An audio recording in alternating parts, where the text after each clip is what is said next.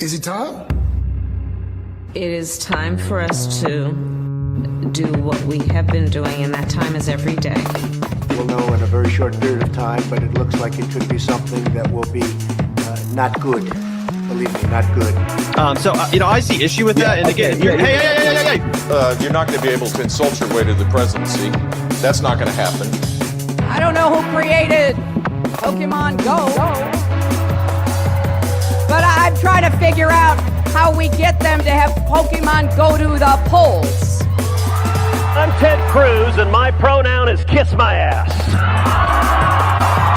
So when you think about it, there is great significance to the passage of time in terms of what we need to do to lay these wires, what we need to do to create these jobs.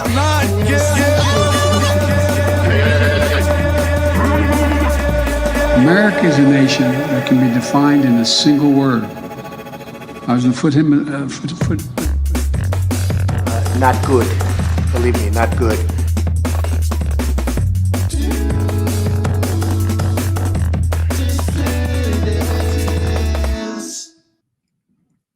Hello, dissidents. Welcome, one and all, to a Tuesday matinee edition of the Do Dissidents podcast. Keaton Weiss here with Russell Divular, of course. Hello. Thanks, everybody, for being here today. Change one thing. No, freeze for a minute. Now I'm back. Beautiful. Great crowd in here to start things off today. 851 strong in the YouTube chat to start things off. 333 over on Rumble. Hope everybody is doing okay. Thanks to everyone who tuned in live to the Jimmy Dore Show last night. It was a great time over there, as it always is. So thanks to Jimmy and Steph and the whole team over there for their support through that. And tune in tonight to the Katie Halper Show. We will be on, I believe the show starts at 7. We'll be on at 8:15 Eastern, or so we're told. Ish. 8:15-ish Eastern tonight on the Katie Halper Show. So we're looking forward to that as well. Thanks to Katie for the invite. So, yeah, you're seeing an awful lot of us this week. We're live with Jimmy. We're everywhere, Jimmy. man. We're on Jimmy's show tomorrow as well. Yeah, this is We're going to be on with Kristen Welker on Sunday. Yeah, right. We're on Meet the Press this Sunday too. Yeah, exactly. Yep. We're going on Brian Stelter's podcast. We're on with Don Lemon. Yep. Don Lemon. Friday. That was crazy. I never thought he was a fan, but he is. Yeah, loves the to show. Don Lemon for reaching out. So yeah, we got a lot going on today and this week, and so thanks everybody for tuning in to all these channels where you can find us this week. Very, very busy week. The Bad Faith episode should drop. My guess is probably Thursday. I think she spaces them out a few days. I know she just dropped one with Zed Jelani, and we were kind of the relief pitcher for that one. Because apparently he stormed out of the interview before she finished, so she brought us on to get to the topics that he walked out on. I'm just shocked, man. I would never have expected him to be a guy who was on the island. Yeah, right. Yeah, exactly. As soon as she brought that up, he's out. He was out of there. All right. Let's get started, shall we? Lots of developments in an increasingly bizarre and dark and terrible story. So let's get started. The worst timeline. All right, we're starting with Bondi. That's correct. Okay, so Pam Bondi did her whole she's kind of a one-trick pony. I think they just hired her because she's probably the best in the business at sounding like she's on the verge of tears as a result of deep moral offense at something. Doesn't really matter what it is. So here she is being deeply offended at the idea of printers printing posters. Or not it's free printing speech, but you shouldn't be employed anywhere if you're going to say that. And employers, you have an obligation to get rid of people. You need to look at people who are saying horrible things, and they shouldn't be working with you. Businesses cannot discriminate. If you want to go in and print posters with Charlie's pictures on them for a vigil, you have to let them do that. We can prosecute you for that. I have Harmeet Dillon right now in our civil rights unit looking at that immediately, that Office Depot had done that. We're looking at that. But Sean, Yeah, she's a real dingbat. And, me and Keaton, we talked about this before the show. And we've talked about this before. When you have somebody like Donald Trump in charge that is going to demand degrading debasement as the price of the attorney general job, and probably have you doing very dodgy things that might end you up should the power shift to your political enemies, could end you up in prison or certainly tied up in litigation for the rest of your life. Nobody's going to take that job other than a pick-me. Only somebody who is an unqualified, unimpressive crackpot, like the guy they want at the Bureau of Labor Statistics there. Like, only somebody who could not get a job with anybody else is going to take that job. That is Pam Bondi, as even some conservatives, as we will see, are starting to recognize. Nikos Unity. Since when is refusing to print a vigil poster a civil rights violation? Bondi just admitted she wants to prosecute private businesses for not pushing state-approved speech. So they're saying printers can't refuse to print a poster, but the cake designers can refuse to make a cake. And of course, this is part of what was so insane about her taking this position, because it is so clearly built around the same legal principle that they had been so upset about when it came to religious people not wanting to bake a cake for a wedding, which they actually won. See, the Supreme Court ruled in favor of Colorado cake designer Jack Phillips. You didn't want to make a cake for a gay wedding, so you shouldn't have to make a poster by the same principle for Charlie Kirk, right? This was a banner cause on the right for years, that this guy shouldn't have to bake a cake for a gay wedding. And then she comes out and says this. It's almost like, and I'm not saying she is, but if she were an op to undermine the right, she couldn't do a better job. I mean, that it is stunning that she went there. Not only did she go there, but she went to another place, which we're going to see in a minute, which just like absolutely shocking you would go there. Yeah, well, this is the problem with staffing an administration for crackpot, half-ass sitcom fascist like Trump. They're not bringing their best. They're not bringing their best people. Sure, you could get George Soros's money guy. You could get Pigman Lutnick because they're not going to be taking orders from Trump. He's taking orders from them. Right. They want to be close to the levers of power. But for someone like Bondi, who's going to be taking orders, and again, I mean, a lot of these people really are very likely to wind up in litigation down the road. Nobody with any real career prospects would take that job with that president. That's how you wind up with somebody like this. Snake Sand. So we're now okay with forcing people with the threat of federal intervention to commit to work they don't wish to engage in simply on political grounds. Exactly where does it stop? I can see a well-coordinated, lightly funded campaign that could be used to flag businesses that don't align morally with this administration. Ding, ding, ding, ding, ding. Masterpiece was decided, that's the cake case, was decided due to animus poisoning the decision-making process. This isn't the same. This is, the feedback was not positive. Believe me, not good. Imagine watching videos of powerful old men assaulting, we will say, 11-year-old girls and thinking, I'm going to help cover this up. She must be dead inside. She didn't even take off her cross. At least let her take off her cross for a couple weeks anyway. That's a good one. Miss Peeps, how about you print them Epstein files? Yeah. How about that? The Epstein files. Wile E. Coyote, she's so completely unprepared and unqualified for this role. Yes, she is. And not surprisingly, and this is current. This just came out today, this story.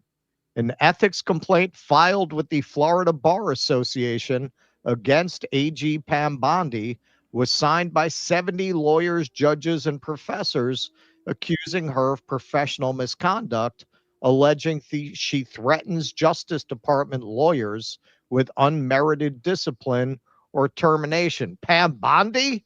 No. There's no way she abuses the powers of her office that way.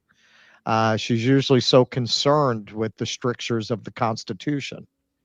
Matt Walsh, get rid of her today. Damn. This is insane. Conservatives have fought for decades for the right to refuse service to anyone. We won that fight. Now Pam Bondi wants to roll it all back for no reason. The employee who didn't print the flyer was already fired by his employer. This stuff is being handled successfully through free speech and free markets. This is totally gratuitous and pointless. We need the AG focused on bringing down the left-wing terror cells, not prosecuting Office Depot, for God's sake. Do you know how much money I made off of ranting about that gay birthday cake? And now you're undermining my whole brand with this. Yes. Now, in terms of what he's referencing, left-wing terror cells, we'll cover that on Jimmy's tomorrow. There wasn't enough time to get into that. Let's not get it twisted. What Matt Walsh is supporting there. He's not a dumb guy. Like a lot of these people are just, I think, blindly chasing the influencer money. He's not dumb. Come on, man. The nation is not some left-wing terror organization. That they're using this as a pretext to go after organizations that are not terrorist organizations. Well, here's the thing. Like when you're in power, you can use the vagaries of language to push the most extreme interpretation of what you mean. Exactly. But when you leave no vagueness, when you leave no room for interpretation, you do what Pam Bondi does, which is just straight out come out and threaten to prosecute print shops that don't print posters. You're leaving no room for interpretation. So it's bad for their own cause. So, yeah, I think Matt Walsh is all for a speech crackdown, but he knows that this is just taking it to a point where it's too obvious.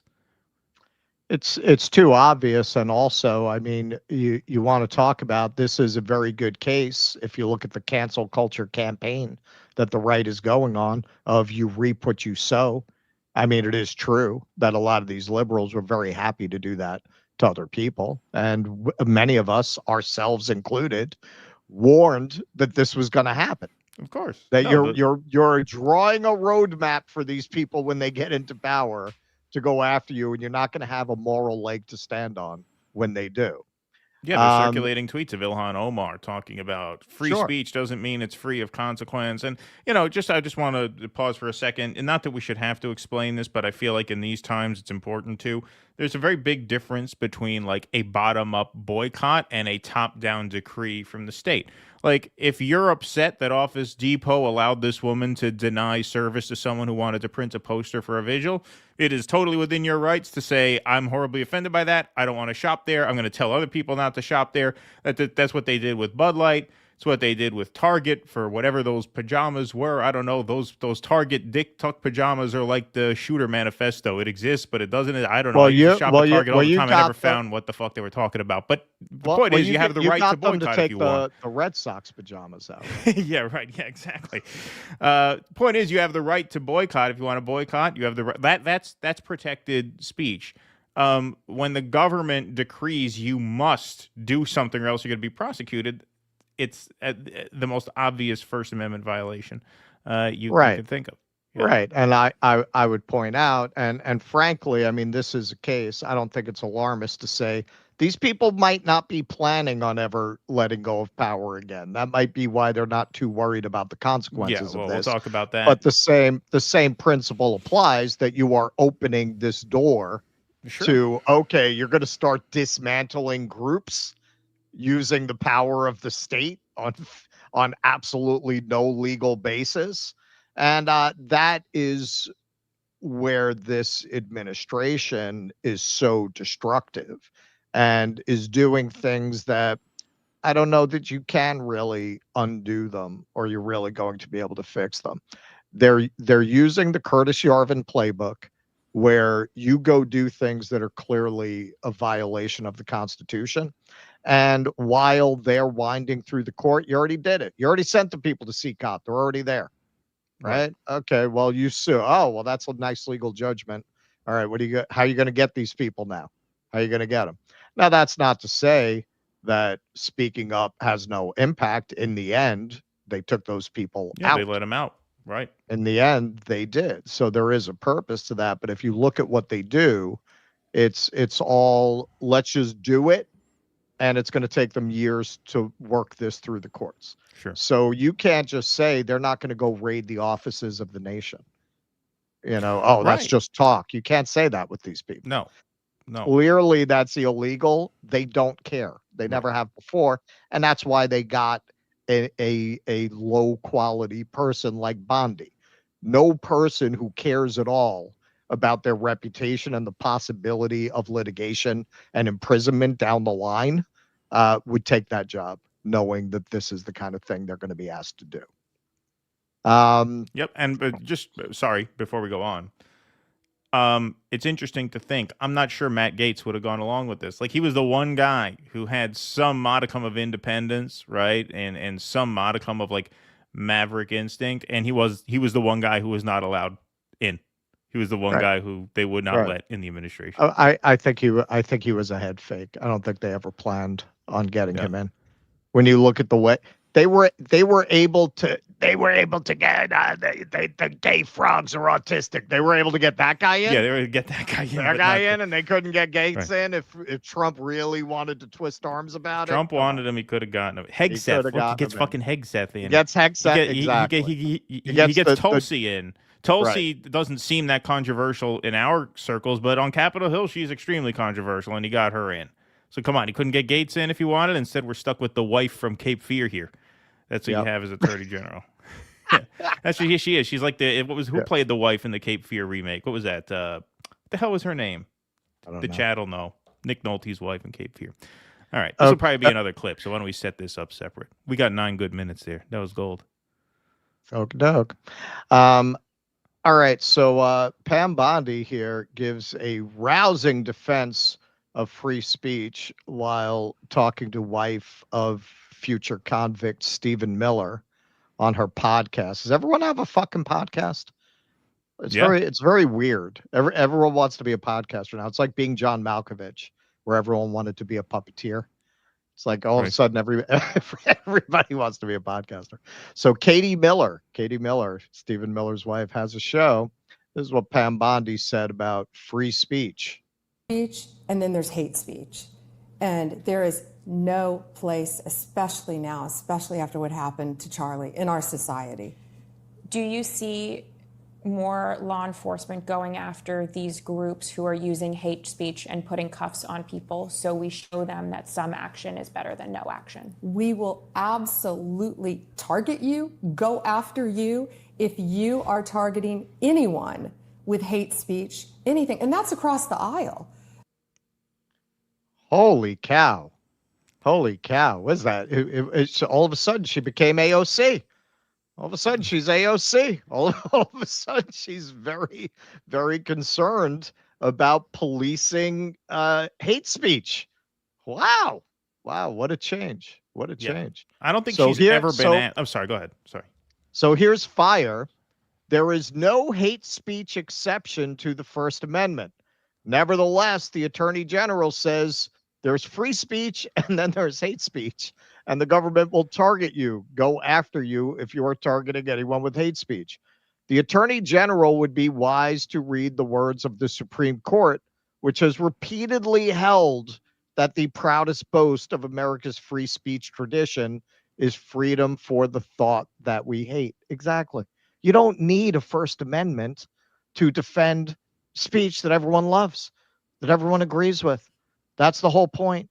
Yeah, they looked at people who got cosmology right, the Earth revolving around the sun, getting burned at the stake. They said, we don't want that.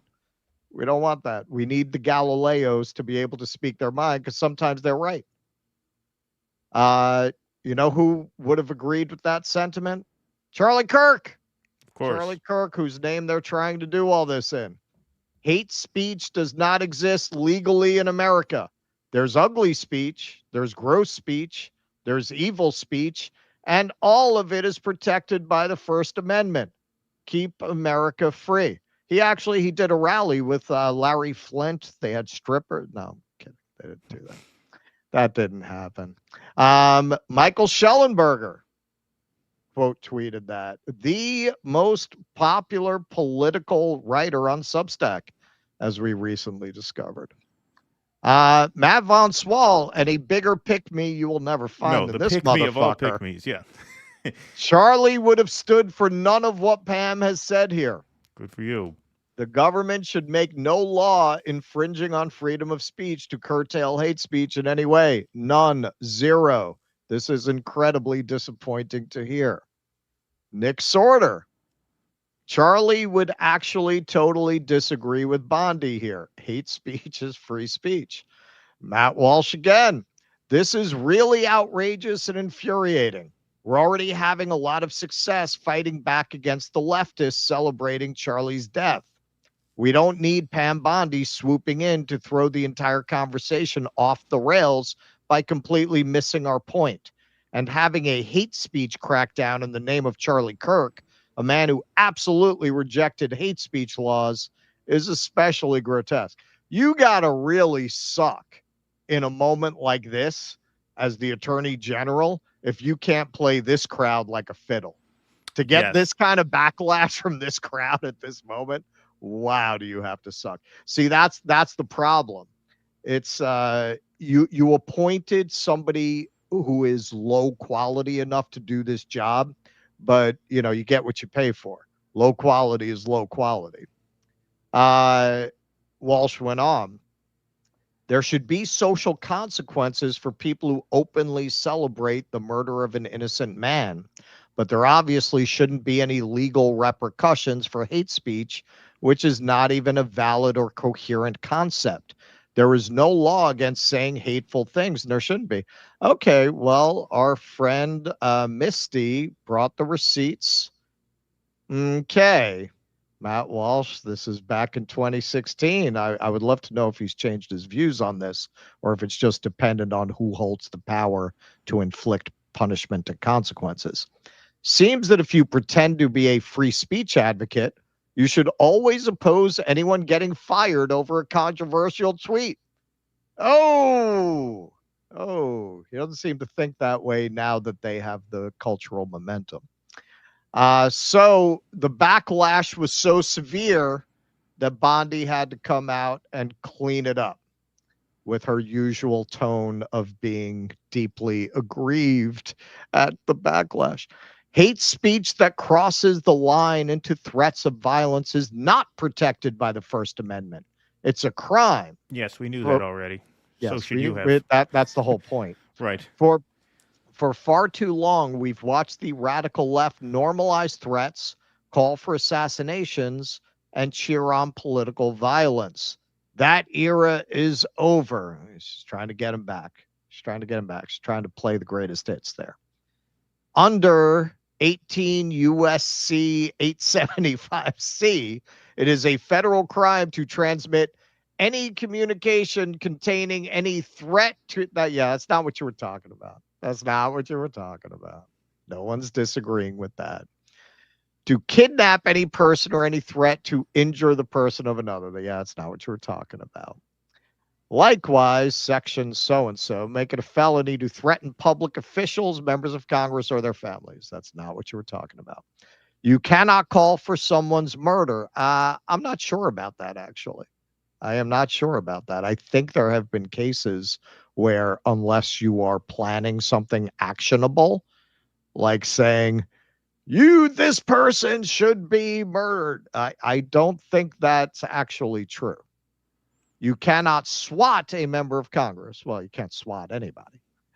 You cannot dox a conservative family and think it will be brushed off as free speech. These acts are punishable crimes, and every single threat will be met with the full force of the law. Free speech protects ideas, debate, even dissent, but it does not and will never protect violence. You're getting into some funny territory here because Charlie actually kept a hit list of academics that he didn't like, which, many of them were doxxed and talked about the horrible threats, particularly to the women academics. I wonder if they're going to, because I'm sure the list, Turning Points must have that list now. So are they going to prosecute Turning Points for having a list like that? If you're going to talk about doxing and how people shouldn't be doxed for their views. It is clear this violent rhetoric is designed to silence others from voicing conservative ideals. We will never be silenced, not for our families, not for our freedoms, and never for Charlie. His legacy will not be erased by fear or intimidation. Well, or you should add, or by a crackpot attorney general not qualified for the job. Because it seems like you're trying to erase the legacy that whatever else you might say, he clearly believed very strongly that people should be able to say what they want to say without fear of prosecution. Rob Schneider, quote tweets this. That's different, Pam. What you said yesterday was wrong. Even vile hate speech is protected. Incitement to violence has always been illegal. Thank you for correcting yourself. I think it was Gladstone who said, when you've lost Deuce Bigelow, you've lost the nation. Yeah. Look, no disrespect to Rob Schneider, but it is, I think, important for the good of the country that the Attorney General is smarter than Rob Schneider, which apparently she isn't, which that's a problem. She's not.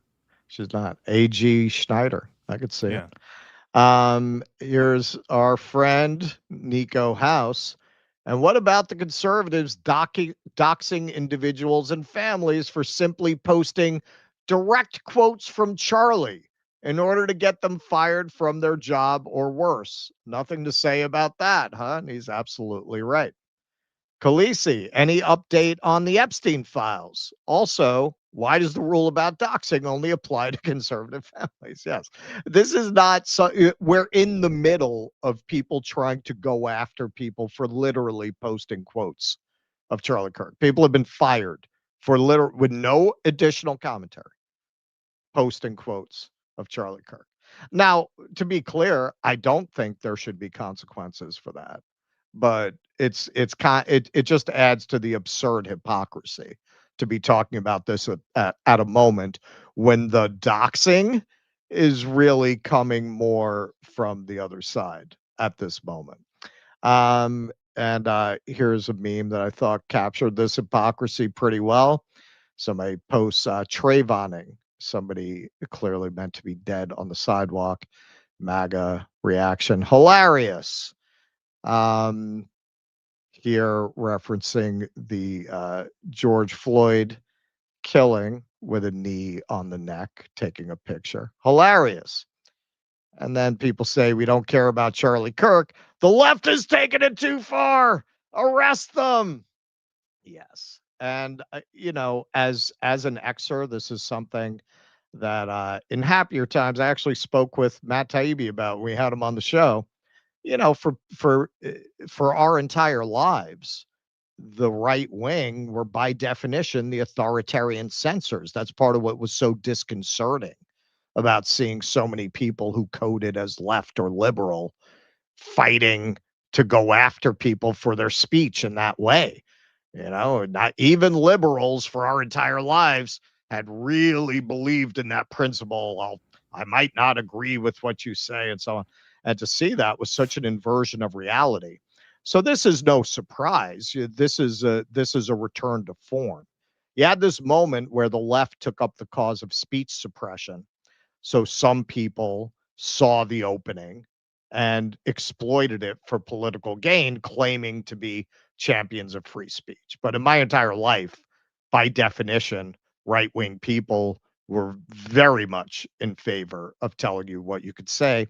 This is just, and as we saw, not everybody, but for a lot of them, this is just a reversion to form. And finally, fact check. People directly quoting Charlie Kirk have faced more consequences than fans of the playground in the Epstein files. Indeed, that casts all of this in a certain light in and of itself.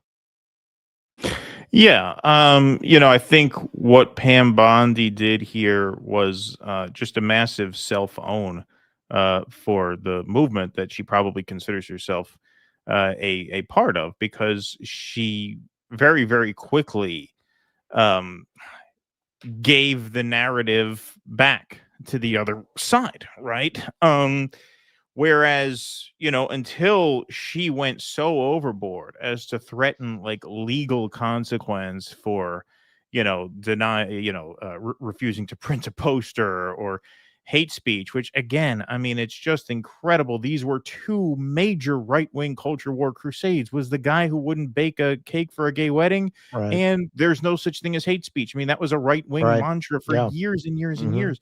And so to step in it in that way really does just kind of hand the narrative right back to their opponents at a time when they really had it. And I'm not trying to suggest that they don't still have tremendous institutional power and that this is not a very precarious and fragile time, which is why I have advised over and over again on as many platforms as I could that people not engage in celebration or glorification of Charlie Kirk's murder, not just because I do find it to be morally abhorrent, but it is also politically just extremely counterproductive, both in the left versus right sense, but also just considering the context in which this is all taking place. We talked with Brianna. I don't know which parts of that conversation are going to be available on what mediums to who, if it's going to be paywalled or whatever. But, she makes a good point, which is that the censorship is ideological and that no matter how we speak, they're going to try and censor us. And that is true. And, she's much smarter than me and much faster than me. So I didn't think of this in real time. But I do think that while that is true, the extent to which they are able to execute their agenda is, I think, largely dependent on circumstance. For example, I want everybody to think, what if Twitter existed on 9/11? If Twitter were around on 9/11, I guarantee you would have had essentially an all-out suspension of the Bill of Rights, if not a full declaration of martial law. Because John Ashcroft, for those who don't know, who was the AG at the time, would have had tens of thousands of people all on a spreadsheet popping off their different hot takes about 9/11. And he would have used that as a pretext to say there are sleeper cells in our midst. We have to clamp down on this right now before this happens again. And that would have been it. That would have been it. The state would have had access to everyone's most primal impulses. And that would not have been good for freedom of speech. And I think the same is true now.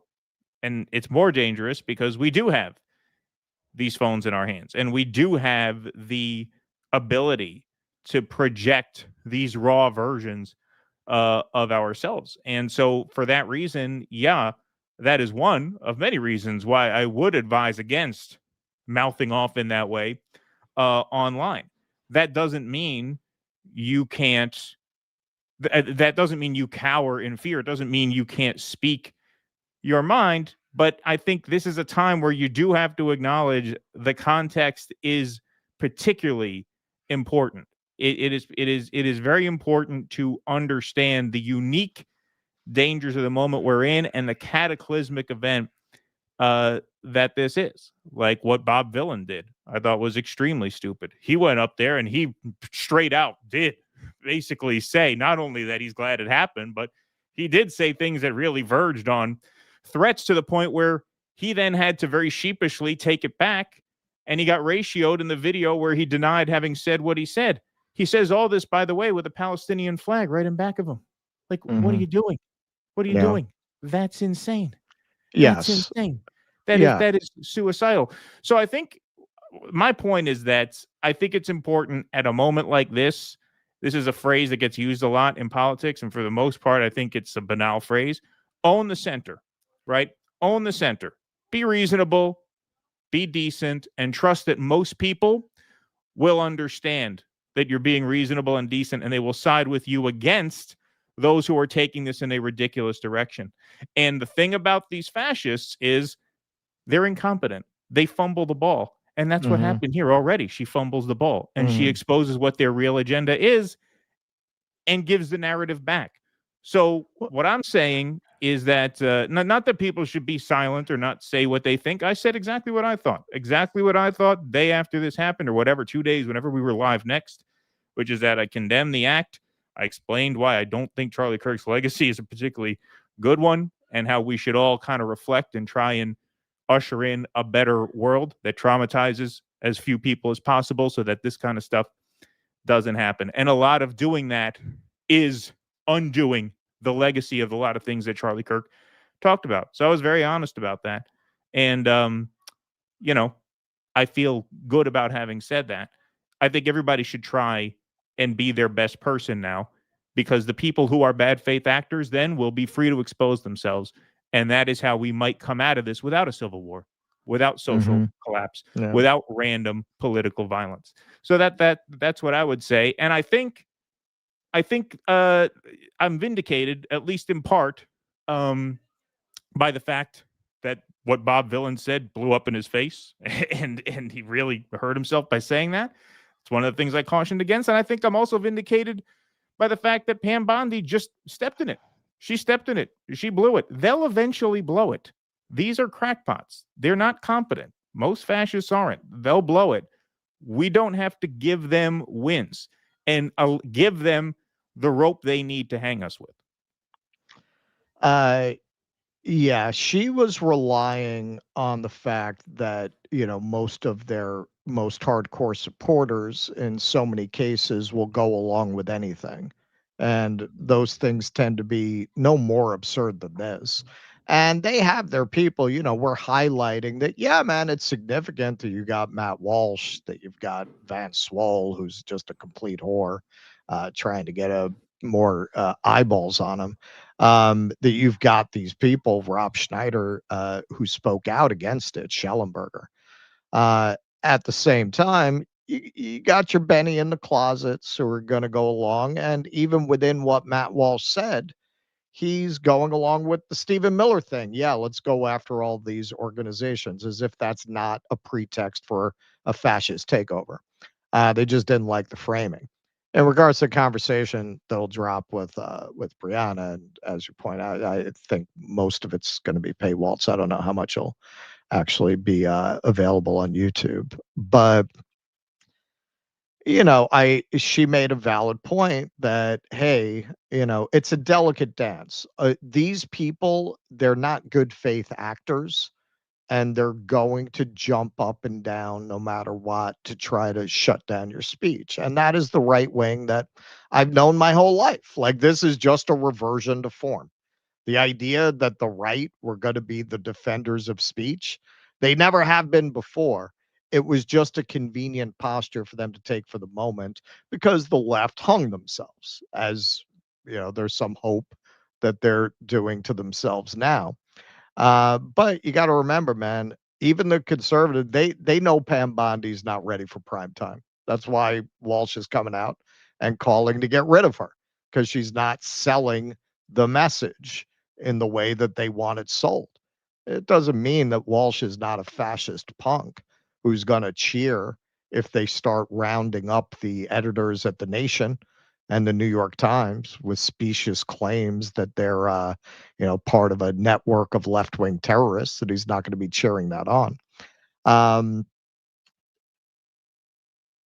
I do think that allowing them to define honest expression of thought and feeling about Charlie Kirk, which is what it's gone to. You're not talking about most people, and that was part of Brianna's point too. You're not talking about okay, so you're talking about a fringe that obviously they have an interest in propping up, and that's so much of online discourse, is pretending that a very small minority of people represent a lot of people because it gets clicks, Right. it gets controversy.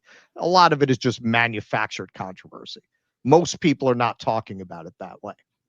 What we're really talking about mostly are people who are expressing honest feelings, particularly people who are from communities that felt targeted by a lot of what Charlie Kirk had to say. A lot of those people, we saw a preacher. I'll probably show that tomorrow. I was going to do a segment about what we're talking about now. We're going to do it tomorrow instead. There's a black preacher who articulated very well, hey, I abhor the violence, but hey, I don't think they should be flying flags at half-mast for this person, given some of what he said about my community, about other communities. I'm paraphrasing, but that's the essence of what he said. And they are trying to rule that out of bounds. Clearly, you had someone get fired for literally putting up a Charlie Kirk quote. Of course. It is dangerous to concede that to them, because they'll take it, because they're not honest. They don't honestly want free speech. Some of them see how hypocritical it is, because Pam Bondi did it so badly. Unlike Stephen Miller, she didn't couch it in terror. She tried to walk it back with the terrorism thing.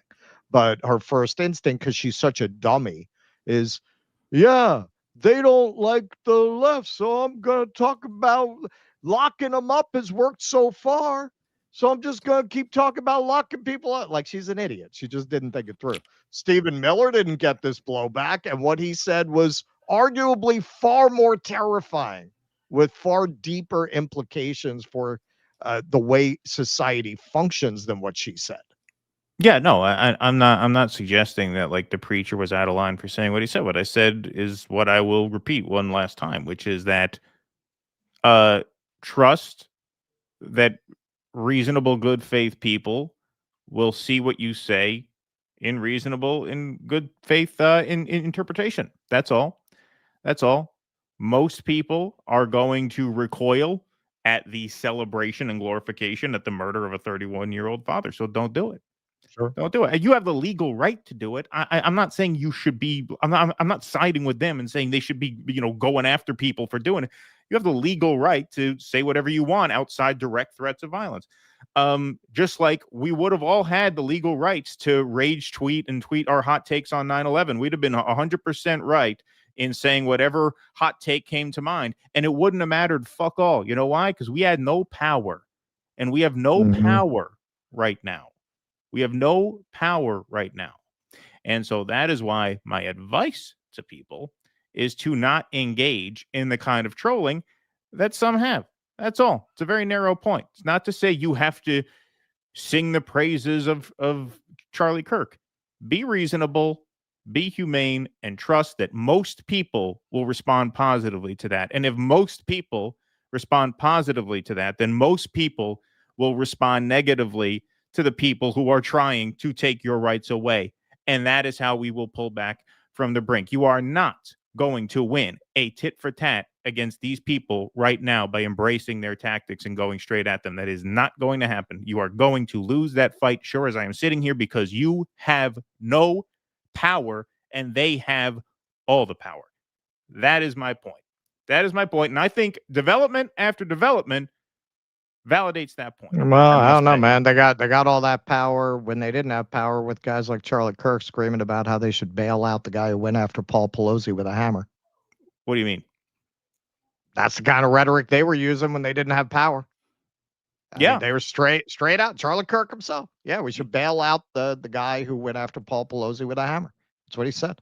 Yeah, it's a clip of it. And the Democratic AG was not throwing them in jail for it. They weren't threatening to throw them in jail for it. There's a difference there too. You have to acknowledge that if we're being real, right? Sure. These people are scarier in that sense. They're worse than the liberals on free speech. They are. They are. We have to admit that right now. Anybody who will not admit that is not a serious person. That's not to say the liberals were good, but these people are worse. And so you have to take that into consideration. That's all. Sure. That's all. Sure. And yeah, I think, like I said, every development has validated that point. All right. Why don't we take some super chats and some Rumble rants and move on? Kuznetsky Bassane, thanks for the $9.99 super sticker. Appreciate that. Chadwick's Racing says, thank you for the show. I really rely on this alternative opinion to challenge my own thoughts. Because of this challenge, I don't hate my neighbors anymore. Well, thank you. DD is working and more need to hear you. Well, thank you. That's nice to hear. Appreciate that. And I'm especially happy for your neighbors. Your neighbors are lucky that you watch this show. Your neighbors feel a lot better that you watch this show, that you don't hate them. That's great. Nocturnal Human says, great point on Sunday's stream about the importance of not running our mouths and fingers all over the internet. To quote the American philosopher Lil Wayne, real G's moves in silence like lasagna. Thank you. Appreciate that. Eric Rousseau says, rest in peace, Robert Redford. That's right. Robert Redford has passed away. Was he 89? He was up there. Yeah, he was up there. I'll give him an intermission on Sunday. Yeah, there we go. Dirtbags Hedges dropped an interview with Max last night. Yes, I saw that. Talked about the wild, wacky world of lone gunmen and masterfully dispelled the hateful myth of Israeli state-sponsored assassinations. Thank you, Hillary Hitton. Appreciate that. Yeah, Max was on Napolitano. I'm assuming the Hedges thing was a pre-tape. But yeah, Max did some amazing work this week. Candace Owens dropped some anti-Semitic bombs. Thank you, Eric Rousseau. Tommy D, weird that Dave Smith and Nick Fuentes are shocked that people are blaming Israel for Charlie Kirk's murder. Look, man, I think they're a little rattled if I had to guess. And look, I don't blame them, man. I don't blame them. I'm rattled. Anybody in this space who's not a little rattled this week is, I think, either a lunatic or a liar. Like anybody who's saying they're not a little shaken up, I think I wouldn't trust them. I'm not. The right-wing Chud show. Well, yeah. Well, I said you're either a lunatic or a liar. Okay, so in your case, it's the former. The right-wing Chud shows are all screaming violent leftist terrorism as they scream to have leftists eliminated. Thank you, Eric Rousseau. I've seen a lot of shit, man. I've seen a lot of shit go down. When are you guys going to redo your open with new quotes? Yeah, we gave. I got to follow up. I've been so busy, man. I gave it to Nick. I told him what we wanted. I got to follow up with him. Yeah. So there we go. We will have to follow up on that. All righty, folks. Well, I mentioned one of the super chatters and Rumble ranters here mentioned Max Blumenthal.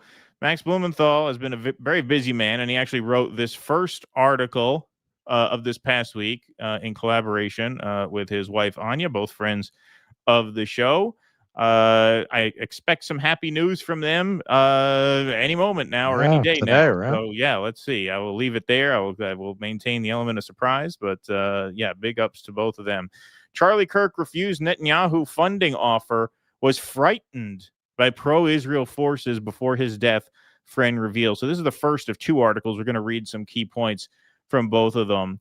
Charlie Kirk rejected an offer earlier this year from Israeli Prime Minister Benjamin Netanyahu to arrange a massive new infusion of Zionist money into his Turning Point USA organization, America's largest conservative youth association, according to a longtime friend of the slain commentator, speaking on the condition of anonymity. Sorry, somebody rang the bell and the dog went crazy. The source told the Grayzone that the late pro-Trump influencer believed Netanyahu was trying to cow him into silence as he began to publicly question Israel's overwhelming influence in Washington and demanded more space to criticize it. In the weeks leading up to his September 10th assassination, Kirk had come to loathe the Israeli leader, regarding him as a bully, the source said. Come to loathe the Israeli leader, regarding him as a bully. Kirk was disgusted by what he witnessed inside the Trump administration, where Netanyahu sought to personally dictate the president's personnel decisions and weaponized Israeli assets like billionaire donor Miriam Adelson to keep the White House firmly under its thumb. According to Kirk's friend, who also enjoyed access to President Donald Trump and his inner circle, Kirk strongly warned Trump last June against bombing Iran on Israel's behalf. Charlie was the only person who did that, they said, recalling how Trump barked at him in response and angrily shut down the conversation. The source believes the incident confirmed in Kirk's mind that the President of the United States had fallen under the control of a malign foreign power and was leading his own country into a series of disastrous conflicts. By the following month, Kirk had become the target of a sustained private campaign of intimidation and free-floating fury by wealthy and powerful allies of Netanyahu, figures he described in an interview as Jewish leaders and stakeholders. He was afraid of them, the source emphasized. This July, at his TPUSA Student Action Summit, Kirk provided a forum for the right-wing grassroots to vent its fury about Israel's political hammerlock on the Trump administration. There, speakers from former Fox News stalwarts Tucker Carlson and Megyn Kelly to the anti-Zionist Jewish comedian Dave Smith denounced Israel's blood-soaked assault on the besieged Gaza Strip, branded Jeffrey Epstein as an Israeli intelligence asset, and openly taunted Zionist billionaires Bill Ackman for getting away with scams despite having, quote, no actual skills. And then he links to this excerpt from Tucker Carlson's speech at said events. The unfairness of it drives, they're getting rewarded for it.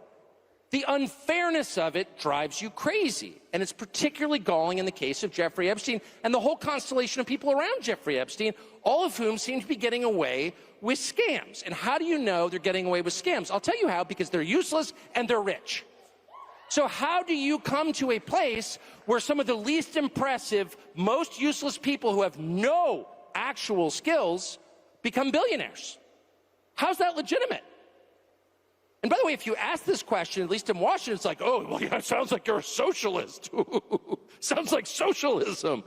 Yeah, okay, I'm a socialist now. All right. I was a Qatari agent or a bigot. Now I'm a socialist. All right. Leaving aside my committed socialism, can you answer the question? How did Bill Ackman get $9 billion? Bill Ackman, a pretty impressive guy? I know Bill Ackman. No. Bill Ackman's like well-connected and super aggressive. That's it. And I think, well-connected, super aggressive people deserve a fair living like everybody else. But if you're accruing $9 million just because you're willing to do anything, I don't know why we have to pretend that's good. Yeah, so, what you see there is a brand of conservatism that Kirk was starting to preach. There was this bit, which we could have done on our show, but I told Russell, I said, of all the clips, of all the segments we've ever done that have turned people off, this one would turn people off the most. It's when Kirk and Tucker start going off about boomers and the sort of blind spot of the boomer generation, not understanding why generations younger than them have it so hard. Right. And so, beyond just like a blind faith in Israel, they're also pushing back against, Reaganomics, really. I mean, what they're saying is like, hey, this idea that every billionaire became a billionaire because they're just the smartest and the hardest working and the most worthy. That's actually bullshit. Yeah, I mean, those are challenging ideas to have floating around at a conference of this influence. So we've showed it a million times. I don't have it in this exhibit, but Look at Charlie Kirk's organization having set up, hubs at over 3,500 campuses across the United States. Like, this was the next generation of conservatism showing a preview of its future self. And I think even beyond the Israel question, there was a lot of reason why the old guard had to be uncomfortable with that. So following the confab, Kirk was bombarded with infuriated text messages and phone calls from Netanyahu's wealthy allies in the U.S., including many who had funded TPUSA. According to his longtime friend, the Zionist donors treated Kirk with outright contempt, essentially ordering him to fall back into line. He was being told what you're not allowed to do, and it was driving him crazy, Kirk's friend recalled. The conservative youth leader was not only alienated by the hostile nature of the interactions, but frightened by the backlash. And then the follow-up article, which came out just yesterday, billionaire Bill Ackman convened stormy Israel intervention with Charlie Kirk, sources say. A month before Charlie Kirk's killing, billionaire pro-Israel moneyman Bill Ackman arranged an intervention in the Hamptons, during which sources say he and others hammered Kirk for the conservative leader's growing criticism of Israeli influence in Washington.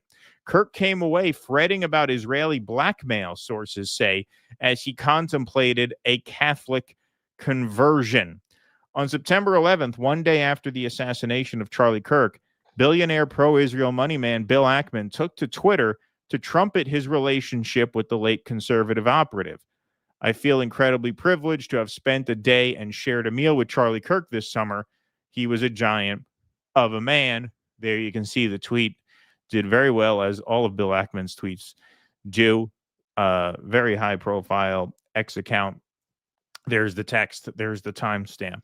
The Grayzone has spoken to 5 people with intimate knowledge of Kirk's meeting with Ackman, which was held in early August. According to one source, Kirk was left upset after the gathering turned into an intervention where he was hammered for his increasingly skeptical views on the U.S. special relationship with Israel and for platforming prominent conservative critics of Israel at his TPUSA events. Since publishing this report, the Grayzone has learned from one attendee of the Hamptons event that Ackman convened the influencers under the auspices of a discussion about Zohran Mamdani and the supposed threat he posed to the West, if elected, threat to the West, and supposed threat he posed to the West if elected mayor of New York.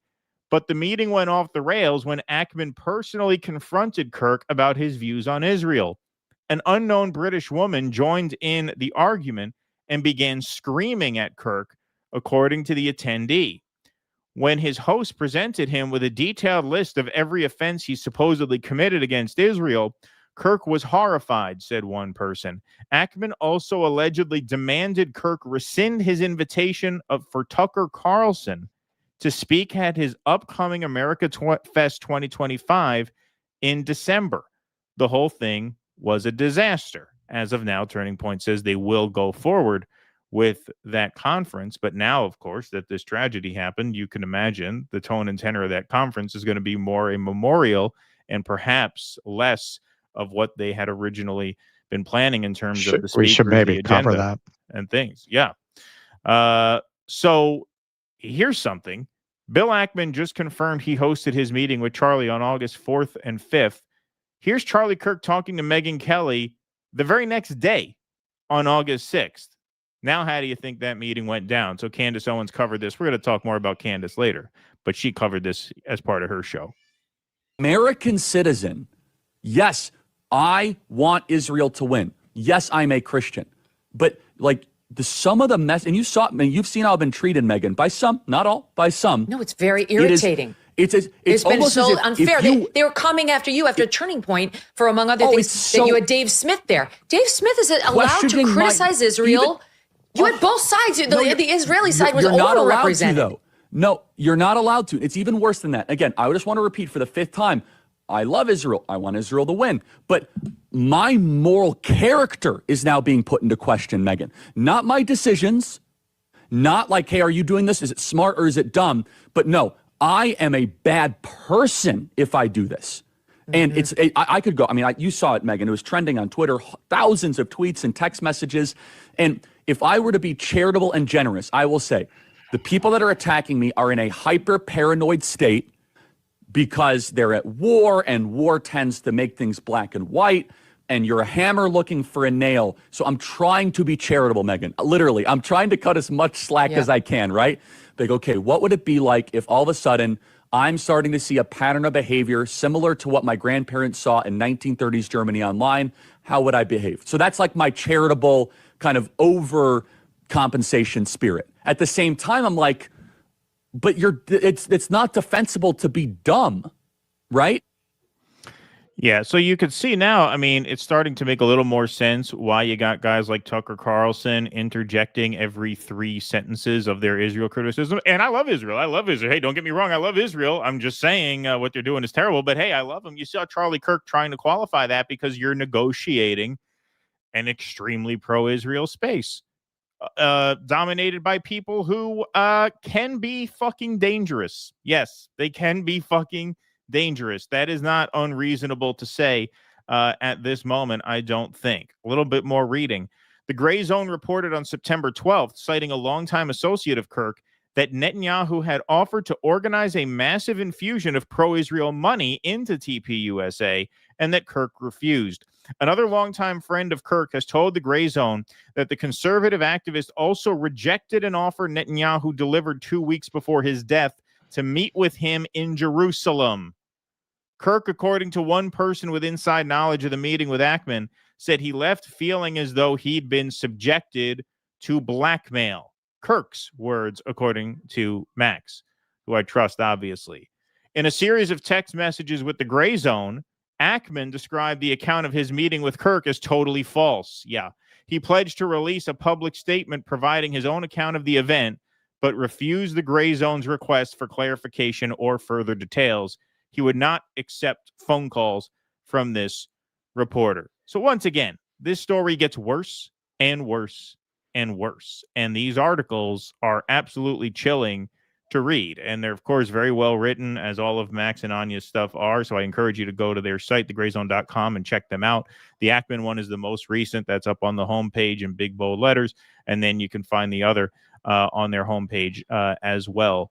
But yeah, I mean, what you're seeing is this relationship clearly going very far south over a fairly compact period of time this summer. Netanyahu invited him to Jerusalem 2 weeks ago. I'm sorry. Like, this is not suspicious. And we're going to get into Candace Owens in the next segment, so I won't say too much about this now. But she seems to be the only one in MAGA circles who is the only high profile MAGA influencer who seems eager to actually get to the bottom of this. And I know everybody who knew him is grieving. I understand they're devastated. I respect that, obviously. But given what she has come out and said, it seems like she's the one who's most serious about finding out what actually happened, because whether it was Israel or not, we don't know at the moment. But between all of this coming out, and then you got Kash Patel over there saying we have a letter that the shooter wrote, but he didn't actually read it. It was destroyed, but we've been able to forensically determine what it said. Anyway, you got him over there talking that shit. Meanwhile, he's dating Gal Gadot's stunt double over there. I mean, it is very suspicious. It's very suspicious. It's very strange. And the fact that this timeline is what it is just looks terrible. We have a device. It's been manufactured by our friends at Palantir that allow us to see into the past. So we've actually been able to view the manifesto before it was destroyed. And I can confirm that it is legitimate. Yeah, we're going to cover that on Jimmy's tomorrow, probably. He says, yeah, no, we found it, but it's not real. We've been able to determine what it says forensically. What does that mean? You grab someone, it's like the Walter Sobchak. Oh, we'll grab one of them and beat it out of them. What'd you do? Torture someone to tell you what it said? That's evidence? We found it laying around the halls of Valhalla. Yeah, right, exactly. Yes. In a tankard of mead. So I mean, Ian Carroll has been on that. Predictably, Nick Fuentes, maybe him and Candace will have a reconciliation on this point. He's on that track. yeah, it is very obvious that any way you slice it, we did a story, a clip that's doing pretty well about all of the inconsistencies in the story. And whenever you do a story like that, you're going to have some people who are going to tell you, no, I'm an expert in this and this is wrong and bring me on. And, you're always going to get that. I fall back on, and I thought this was one of the most clever things about Oliver Stone's JFK movie. He lays out a certain case, or he has Garrison lay out a certain case in the movie. And he knows that this is one theory, but it could be wrong. But he puts in the mouth of Garrison, I don't think he said this in real life, but this is really Stone speaking to the audience. Even if you don't believe this is what happened, we can agree that the official story is not what happened, right? Like, that's impossible. There's just no way that what they're telling you happened is the way it went down. Same thing here, man. Like, yeah, maybe nothing to see there with the hand signals or whatever. Maybe any one element. If you took any one element, it would just be a thing to make you go, right? But you put it all together, him leaving the roof apparently without the rifle, then you're going to claim that he dismantled it, which there's some debate about whether he could have done that quickly. So then he put it back together and put it in the woods. You put it all together, and now this with the manifesto, but they don't actually have the manifesto. It's just ridiculous. And did Israel do it? Even Candace in her piece says, we don't know that. But if you get into the reality of what was really going on around Charlie Kirk in the time leading up to this murder, it's not unreasonable to look in that direction, especially given their history. Look, what was that? That was a Spielberg movie, right? Munich. They have a long history of going out and assassinating people. Well, that's what Blumenthal told Tim Dillon.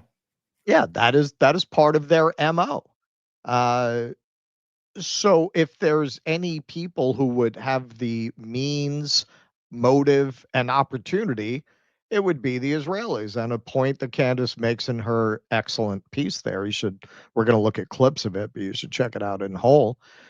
Yeah, she concedes that you can't know it's Israel, but when you see all these people lying about what really went down, well, it doesn't really help the argument when these people are intentionally, Bill Ackman came out and said, yeah, I didn't like what that motherfucker was saying, and I told him so.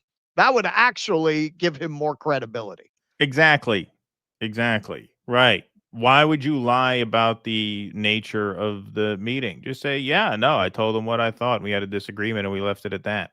Right. The fact that they're all lying, the fact that Netanyahu, which we're going to get into, jumped right up to throw his arms around Charlie Kirk like that, the fact that he's probably lying about what was in the letter that he waved around and only read in part.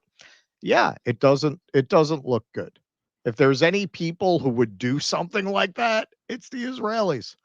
Yeah, and look, if there's a person they would do it to, again, you just have to state every time we cover this, I'm sorry to be a broken record, how influential Charlie Kirk was. For reasons we've covered, I won't rehash all the details of this, but it is not an overstatement to say that guy was really the front runner for the future of the conservative movement, given his star power and the boots on the ground machinery that he built out.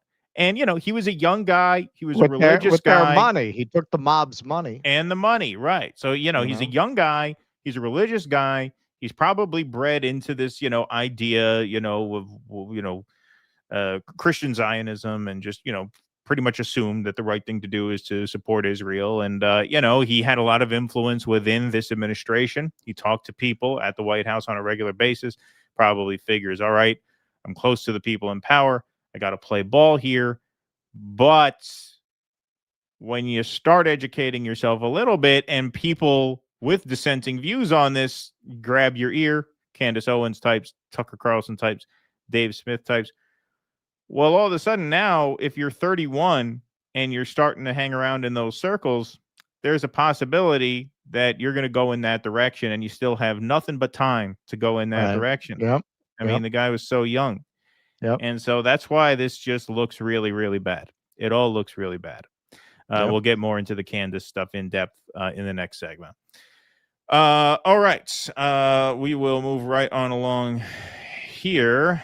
Vienticus Prime. Hey, Vienticus Prime. Is this your first Rumble rant you've given us? We see you on Jimmy's show all the time, but welcome. Hello, Russ and Keaton. I sent you that email. Hopefully I got the address right. Yeah, I believe you did. We have not gotten a chance to look it over in detail yet, but I did see one come through that I'm pretty sure is yours. So thank you for that. Appreciate it. And I will get back to you. Argene W. Anyone else feel like the deep state is just getting lazy? These psyops are making me thirsty. That's a good name for this episode. I like that name as a title for the show. These psyops are making me thirsty. I like that.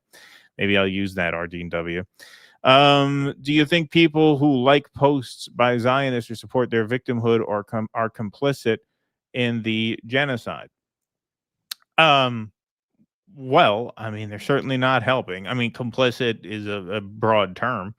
I certainly don't. Yeah, it's certainly not helpful. That's for sure. Yeah, I mean, complicit is a very specific thing. Yeah. Yeah. Mark Pugliese. That Pam Bondi is hot as hell, though. She just has to watch out for pudginess. There you go. Thanks, Mark Pugliese. Appreciate that. Hotter than Tulsi, you say? I wonder. Have you seen the new Hurricane Katrina doc-series on Netflix? The amount of mismanagement, gentrification, and corruption was astonishing then, still continuing today. I have not seen it. It does look good, though. It does look good. Maybe I will get to that. Thank you. It's funny. Like, I've seen it over the course of years. Like, I've probably been to that city more than I've been to any other.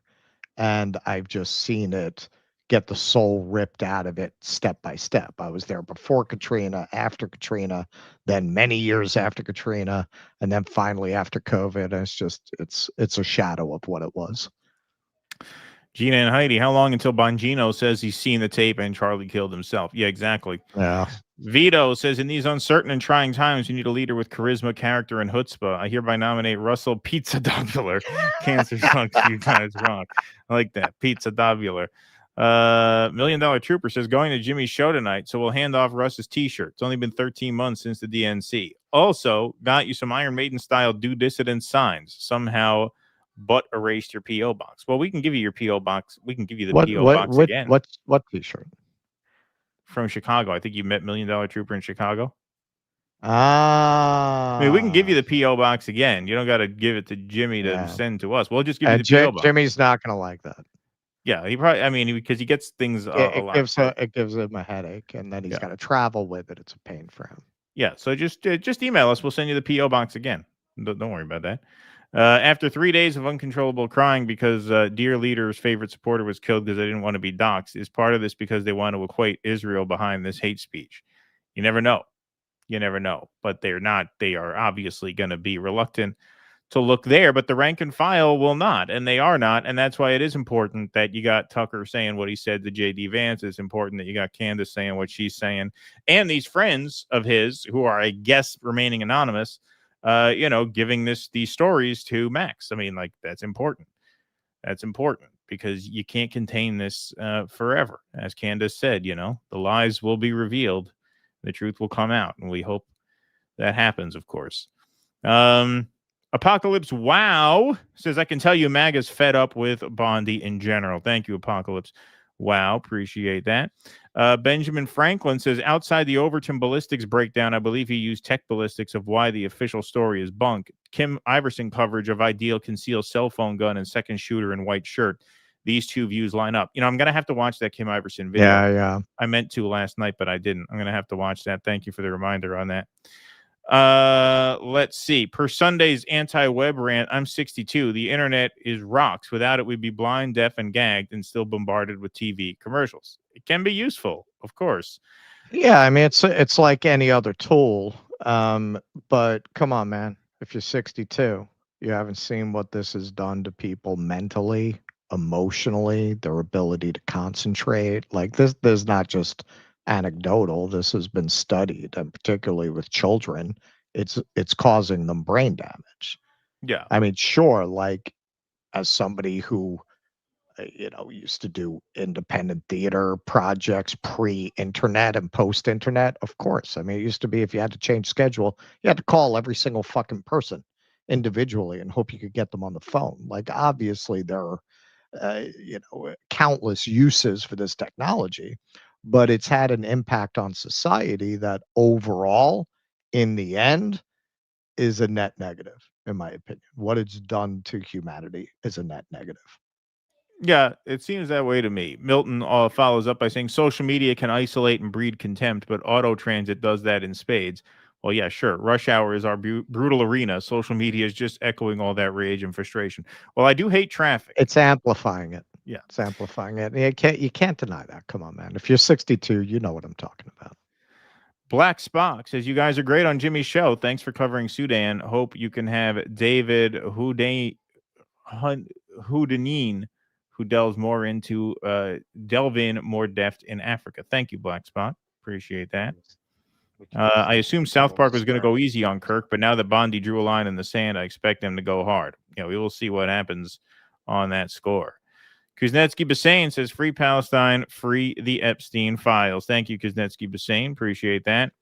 Michael Jackson says, Reginald Buttersworth, thanks for the donation, says, wrote Palestine Don't Cry in 1993.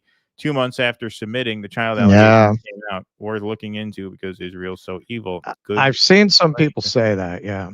Yeah, indeed. Camilo Chavez, is it a coincidence South Park starred Charlie Kirk a month before his assassination, elevating his profile in the mainstream consciousness? Yes, I would say that is a coincidence. Yes, I would. Yes. File that asked and answered. Yes, asked and answered. Yep. Okay. All right. Let's move right on along to our Candace pieces.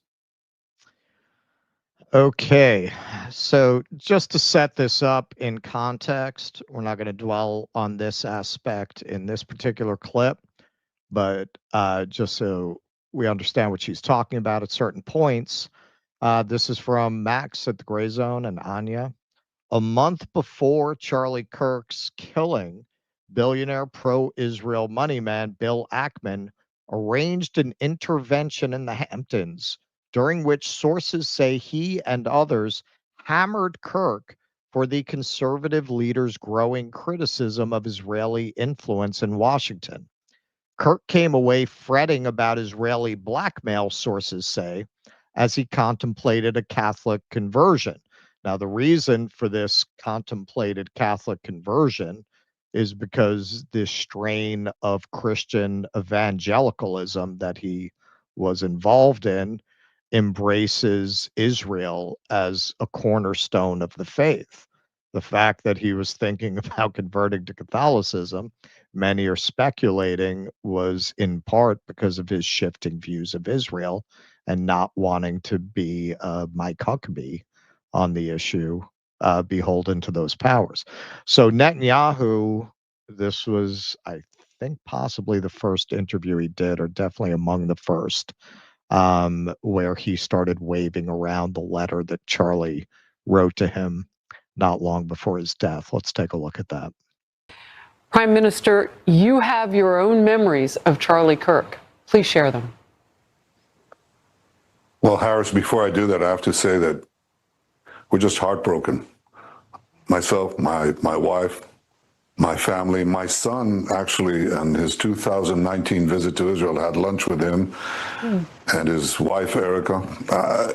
We're shattered first as human beings because a great human being has been taken from us. Was an extraordinary friend. He said, he wrote me a letter on May 2nd this year. He said, one of my greatest joys as a Christian is advocating for Israel and forming alliances to defend Judeo-Christian civilization. A few weeks before the tragedy yesterday, I called him and I spoke to him and I said, please come to Israel. I invited him to Israel. And sadly, that visit will not take place. But he was a defender of our common Judeo-Christian civilization. He was unbelievably excited to walk in the footsteps of Jesus here. He valued our bond, the bond between America and Israel. He did so many things to defend free speech. He had his truth. He stood up for it. But he said, you can come and debate me. He invited that debate. He certainly didn't invite the violence, the horrible violence that tried to silence him. And, you know, this is a worldwide problem. The people on the, you know, on the extremes, the Islamists, the radical Islamists, and their union with the ultra-progressives, they often speak about human rights. They speak about free speech, but they use violence to try to take down their enemies, whether it's President Trump, who's been almost assassinated twice, or, you know, they try to kill me here too. But they got Charlie Kirk, and it's just heartbreaking.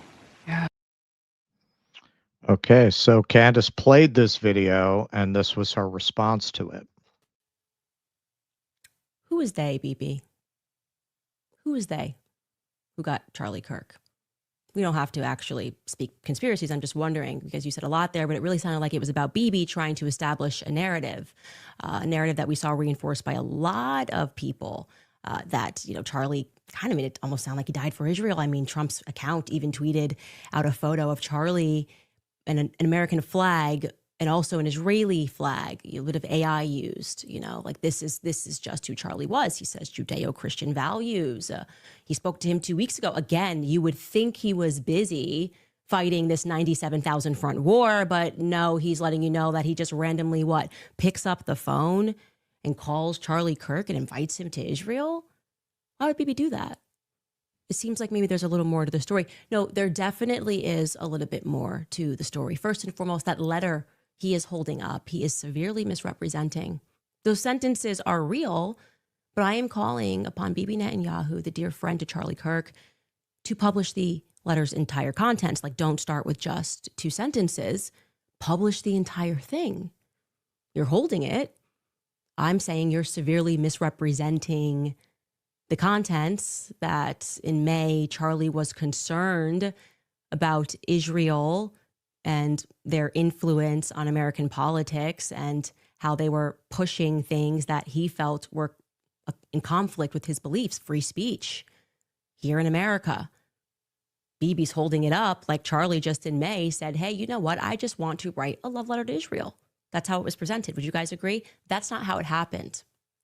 Now, when I started asking very sensible questions about Israel, as someone who had dedicated her political life to supporting Israel, many times alongside Charlie Kirk, I was met with the very same pressure. And just like Charlie was being invited to Israel, I was invited somewhere else. And when this arrived to me, it felt like a threat.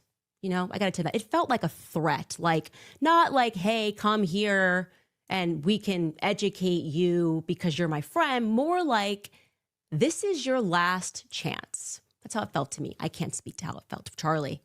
And I know that Charlie was offered a ton of money in this moment. A ton of money. Bibi would fund it, you know, spend tons of money.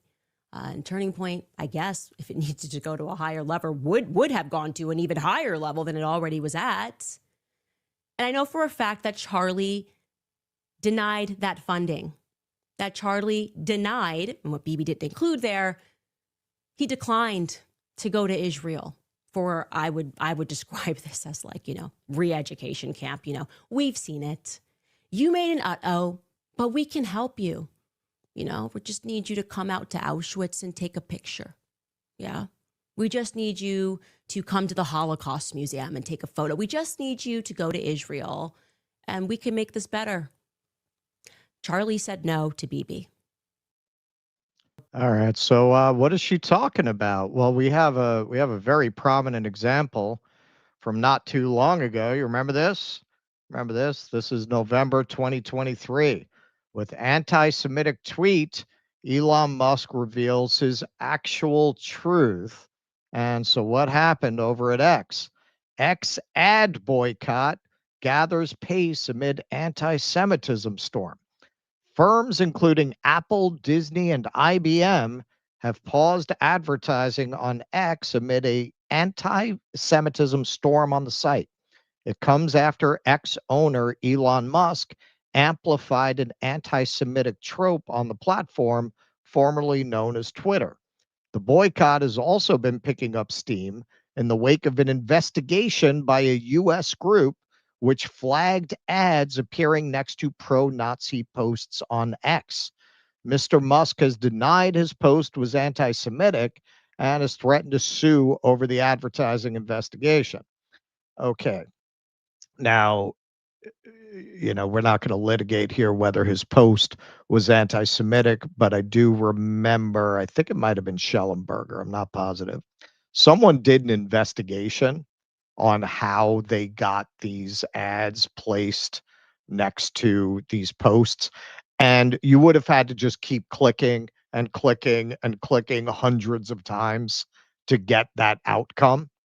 So this is the kind of thing they were doing. Now, nonetheless, if you've observed Elon Musk in the public space for a while, does this really seem like a guy who would be intimidated by advertisers pulling out? This is the I'll fuck you in the face guy, right? Elon Musk loves to be defiant. If you come at him that way, what have we seen with Elon Musk? This is a guy who calls Thai divers, heroic Thai divers, fans of the playground for refusing his stupid submarine idea. Well, didn't he tell Iger, go fuck yourself or something like that? Yeah. He went up on stage. I think that was the New York Times Deal Book Summit, which is this big gathering of ultra wealthy elites. The Larry Finks all get up there on stage. And yeah, this was right in the middle of the night. He told Iger to go fuck himself. And nonetheless, who knows? Maybe it's a threat. I don't think it's a threat of money that made him do this. But it was a threat of something. Elon Musk visits the Auschwitz campsite and will speak about online Semitism. Whatever you think of Elon Musk, man, going to her point of the pressure exerted, do you think that Elon Musk had a change of heart? Do you think that Elon Musk wanted to do that? And do you think Elon Musk is the kind of guy who, without perhaps a threat to his life, would agree to do that? Like, do you think a threat to his advertising revenue on this thing that he bought basically to control the narrative and to have political influence, just like oligarchs have bought money-losing media outlets since the dawn of media without expecting to make profit there, but to use it to profit their real businesses? Like, does it really make sense that he was so scared of Disney and IBM that he would go and do this, what looks like, I'm sorry, a humiliation ritual? You don't believe me? Take a look. They made him put on the kippah. The whole thing, man. The whole nine. Look who's next to him. Who's that next to him? Shapiro. Alors, si Elon Musk s'est rendu sur le site du camp d'Auschwitz, c'est aussi pour évoquer ce problème de l'antisémitisme. Look, man, they got him to do the whole thing. And, funny enough, Ben Shapiro interviewed Charlie Kirk on September 9th. And this is what Charlie Kirk said. And some people say, if you watch Ben Shapiro's face in this interview, in this clip, you could see the moment where he decided Charlie Kirk had to go. Now, that's pure speculation, but you watch those eyebrows. They're hard to miss. We've pushed back against the media on COVID, on lockdowns, on Ukraine, on the border. So maybe we should also ask a question. Is the media totally presenting the truth when it comes to Israel? Just a question, that maybe we shouldn't believe everything the media says. There go the eyebrows. I know I've been conditioned to ask a lot more critical questions over the last couple of years. So, Ben, some people would accuse Israel of wanting to ethnically cleanse. Some people in the Israeli government are saying, again, it's all over the place, right? You have opinions all over. In your opinion, what would a good outcome 5 years from now be, and how does one respond to the claims of ethnic cleansing? Ben didn't like the sound of that. Written all over his face. He does not like the sound of that. And hey, man, it's not just the world's richest man who has to go through these humiliation rituals? Obama, Trump, Clinton. You got Bush 1 there. You got the frickin' Pope, Boris Johnson.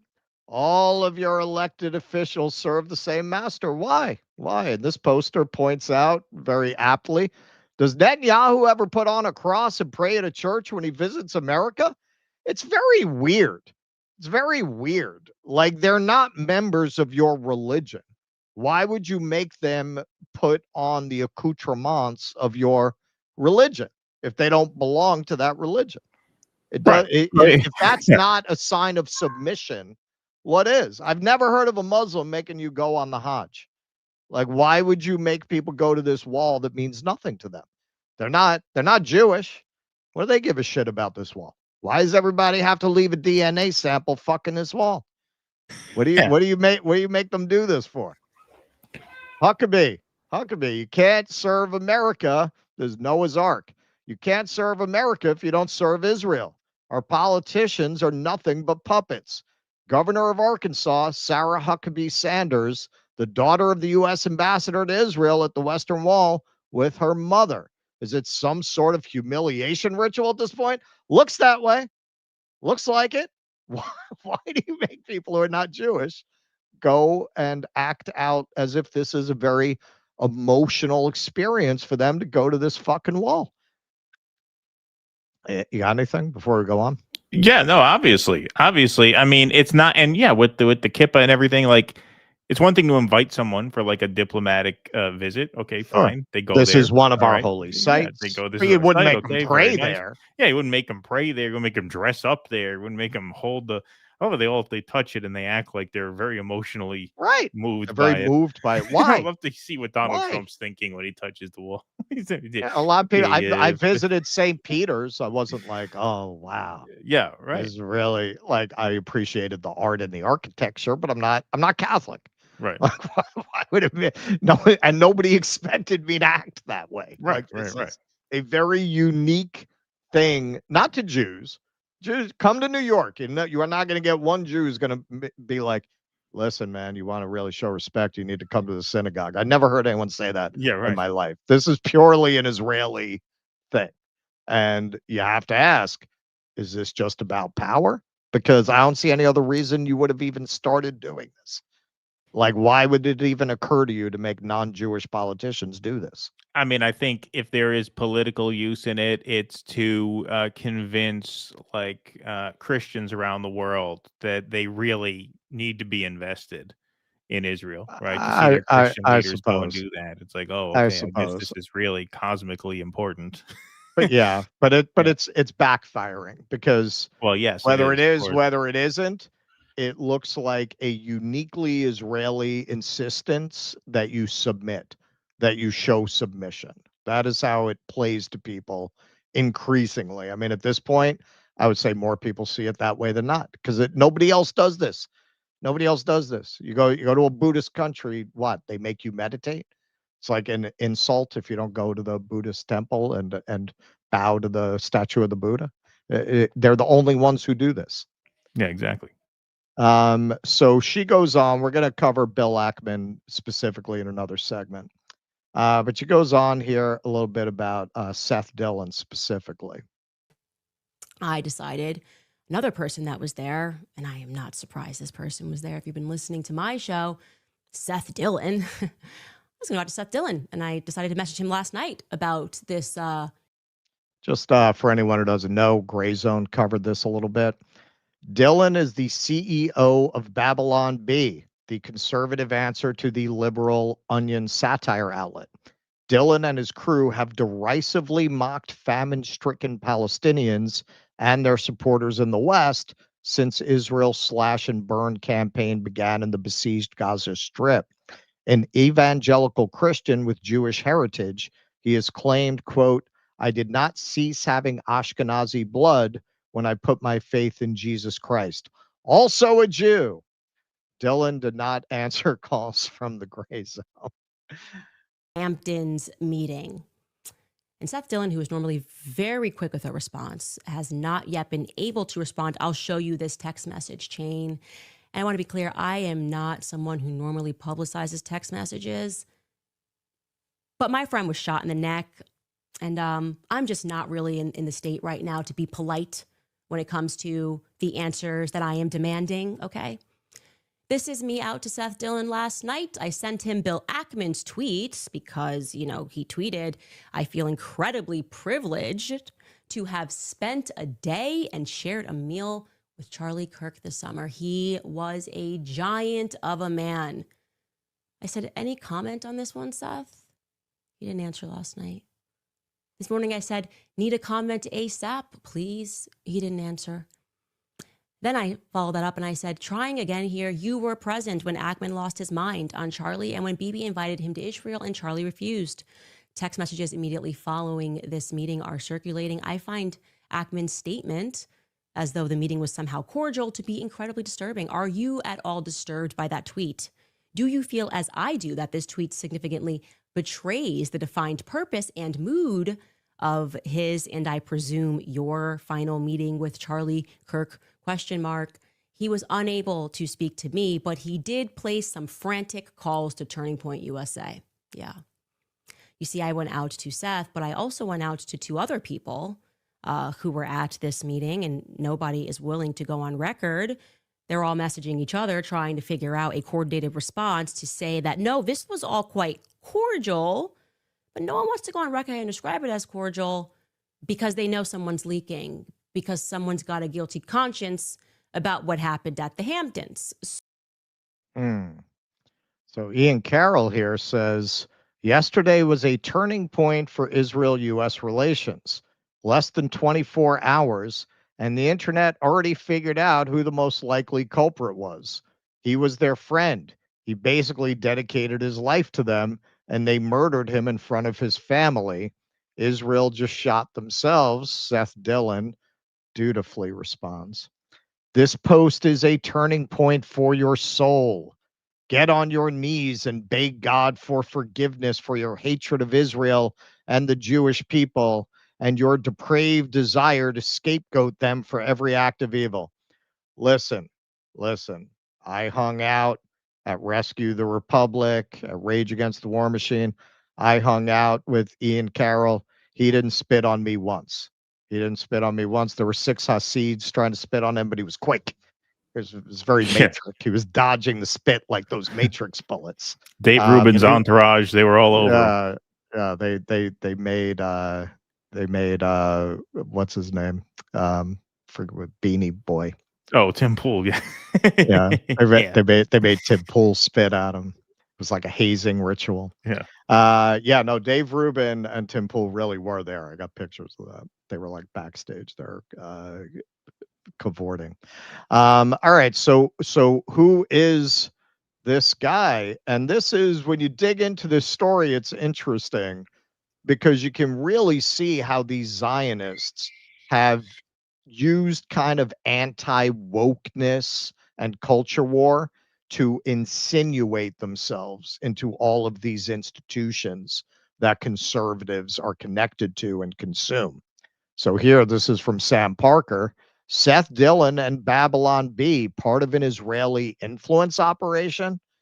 Here, Dillon appears in a PragerU promotional video with known Israeli intelligence operative Marissa Straight. Straight served in the elite IDF unit 8200 and has sworn an oath of loyalty to Israel.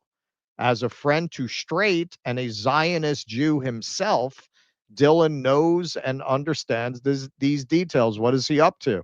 And here's the PragerU. They're not hiding it. This is their bio of her. Marissa Straight, CEO of PragerU and host of Real Talk.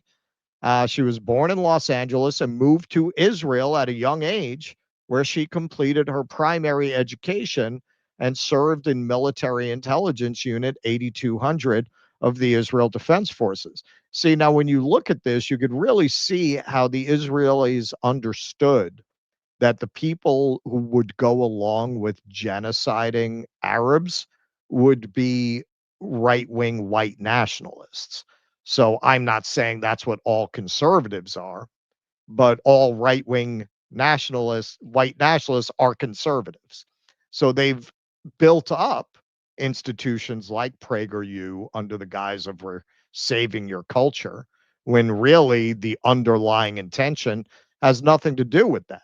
It's really about getting you to connect Israel to your personal causes and grievances. That's why you see Babylon Bee as the alternative to the Onion. Well, what? You think there's no Israel money going to this rabid Zionist who set up the Babylon Bee? A lot of these things that you think are anti-woke institutions, and that's what I saw when I went to the dissident dialogues and saw what the conversation was. That was at the height of the Columbia protests, and they hardly wanted to talk about it at this dissident dialogue free speech forum fighting back against speech codes and wokeness. You know, Lee Fong was an honest actor. He said something about it. I got a little interview with Schellenberger where he said something about it.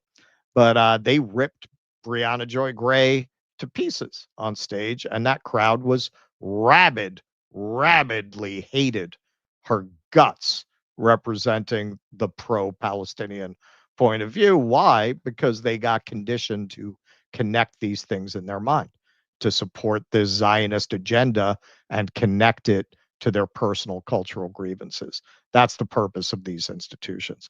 So here's Max talking a little bit on Rift TV about Dylan. Exposed as fake. Like, what has the Babylon Bee been doing for the last 10, 14 months? They've been mocking Palestinians for starving, mocking anyone who supports them. Like, that's supposed to be humor. And now you show up at a meeting with a cutout in private, a cutout for Netanyahu, who's screaming in Charlie Kirk's face. And then Charlie Kirk gets shot a month later. And someone asks you about the meeting and you don't have the courage to even speak about what took place there. And you don't feel ashamed of what happened there. And you don't feel ashamed that you might have been in the pocket of this malign entity that is trying to manipulate the US government on behalf of a foreign power because you're part of their propaganda network and you're being exposed as fake. The mask is coming off right now. Everyone can see it. And this was something that Charlie Kirk was confronted with during the Groyper Wars, where they were accusing him of that. And they were saying, look, why won't you talk about the USS Liberty? Why won't you talk about the major gulf or rift between US interests and Israeli interests? Because you pretend like they're one and the same. And he would shut it down. And then he realized, I can't shut this down anymore. I can't do it. I actually have to listen to my own base. I have to listen to the youth. I can't just manipulate them. They're not falling for it anymore. So this problem will persist, along with just the general problem of trust. Nobody trusts the official story about this assassination. And I am totally willing to believe that Tyler Robinson, look, everyone knows who I am. I'm not someone, I'm basically coming out of the left here. And he could have some left-wing views. If that is confirmed through a real investigation and we see proof of that, then fine. He could just be some gamer, a lone wolf. We suddenly have this trend of these lone wolf young men who were recently radicalized to climb onto roofs with sniper rifles to take out their targets. I mean, what's going on with that? But the public doesn't trust the official story. So many mishaps, contradictions. Now you have a missing, what is it? You have a missing manifesto that they retrieved forensically through their aggressive interview posture, according to Kash Patel. So the public doesn't believe it, so the public is going to form its own theories. And at the same time, having communicated with people in the administration, they're not getting the full story. They're wondering why the FBI isn't talking to them. They want to know where they can locate the muzzle flash from the sniper that shot Charlie Kirk, supposedly on the rooftop. And we haven't gotten the video of that. So even many people are in the dark there. And as the theories abound, they are going to go to the forces that were threatening Charlie Kirk in his final days. And I can do nothing about that. Okay. So, yes, what you're really seeing is this, whether it was Israel, was not Israel, there's certainly cause to think that they might have been involved. They certainly had a motive to do it. But this is exposing a lot of people. At the very least, I think we could say that Charlie Kirk in his final days was being pressured by people like Seth Dillon, by people like Bill Ackman. They're lying about it now, and they're terrified of being exposed because, for one, their fortunes depend on not being exposed, particularly in the case of Seth Dillon and his media company. And they're also very ideologically motivated, and it's all coming apart, as many of us predicted it eventually would. It was never as natural a marriage as they wanted to think it was, to align themselves with right-wing conservatives this way, because one of the strongest strains in that movement is isolationism. You were not forever going to get them not to notice that there's this foreign country that makes everybody put on a kippah and fuck that wall. That was not gonna fly forever, and this seems to be, people like Benny in the closet who just dutifully parrot administration talking points want to spin this as this is the breaking point. We're going to come for the leftists, because the Zionists desperately want to spin it that way. Really, if you look at how this is playing out, including, as we'll see, how much viewership Candace's video got last night, this is the dam breaking on people noticing. You are not going to be able to shut down this conversation. If anything, it's unstoppable now. You could feel how much momentum is behind this conversation at this point. Do you want to say something before I go to the final part? Well, yeah. Well, that's the thing is, like, look, whether Israel did it or not, what this whole chapter really exposes is that support for Israel in this country is like 95% manufactured. It's not organic. It's not real. Like, Right. it's not Yeah. real. If they're having to sit this guy down in the Hamptons and scream at him to get him in line, Charlie Kirk, a guy who, like Right. I said, my assumption is raised as a devout Christian. He's probably absorbed a lot of that Christian Zionism. He probably took a lot of this for granted as, something I'm just supposed to do as a conservative Christian boy. When he starts straying a little bit, you got to browbeat him in that way, whether you had anything to do with this crime or not. What this exposes is that, support for Israel is not organic, right? Right. It is manufactured. It is concocted. And that's something they don't want out there. But like you said, and like Max said, it's all getting out there. And Candace Owens is doing her part. I think Tucker is doing his part. And, I used to get on these guys a lot more. Ian Carroll. Ian Carroll, yeah. I mean, Ian Carroll doesn't give the caveat, hey, I love Israel, my friend. And I used to give Tucker a lot more shit for saying every 5 sentences, I love Israel.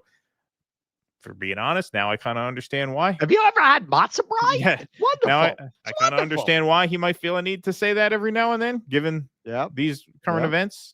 I'll say. Or why Elon went to Auschwitz. It never made sense to me, honestly, money-wise. Like, he's never been one to bow for that reason to that type of pressure. Yeah. Yep. All right. So one last bit of this I want to take a look at. Netanyahu, of course, in one of his interviews with Greta Van Susteren, invoked blood libel and the Holocaust. I believe that this was a prelude to a greater and greater massacre, culminating with the worst massacre of them all, the Holocaust. Well, he's mentioned the Holocaust.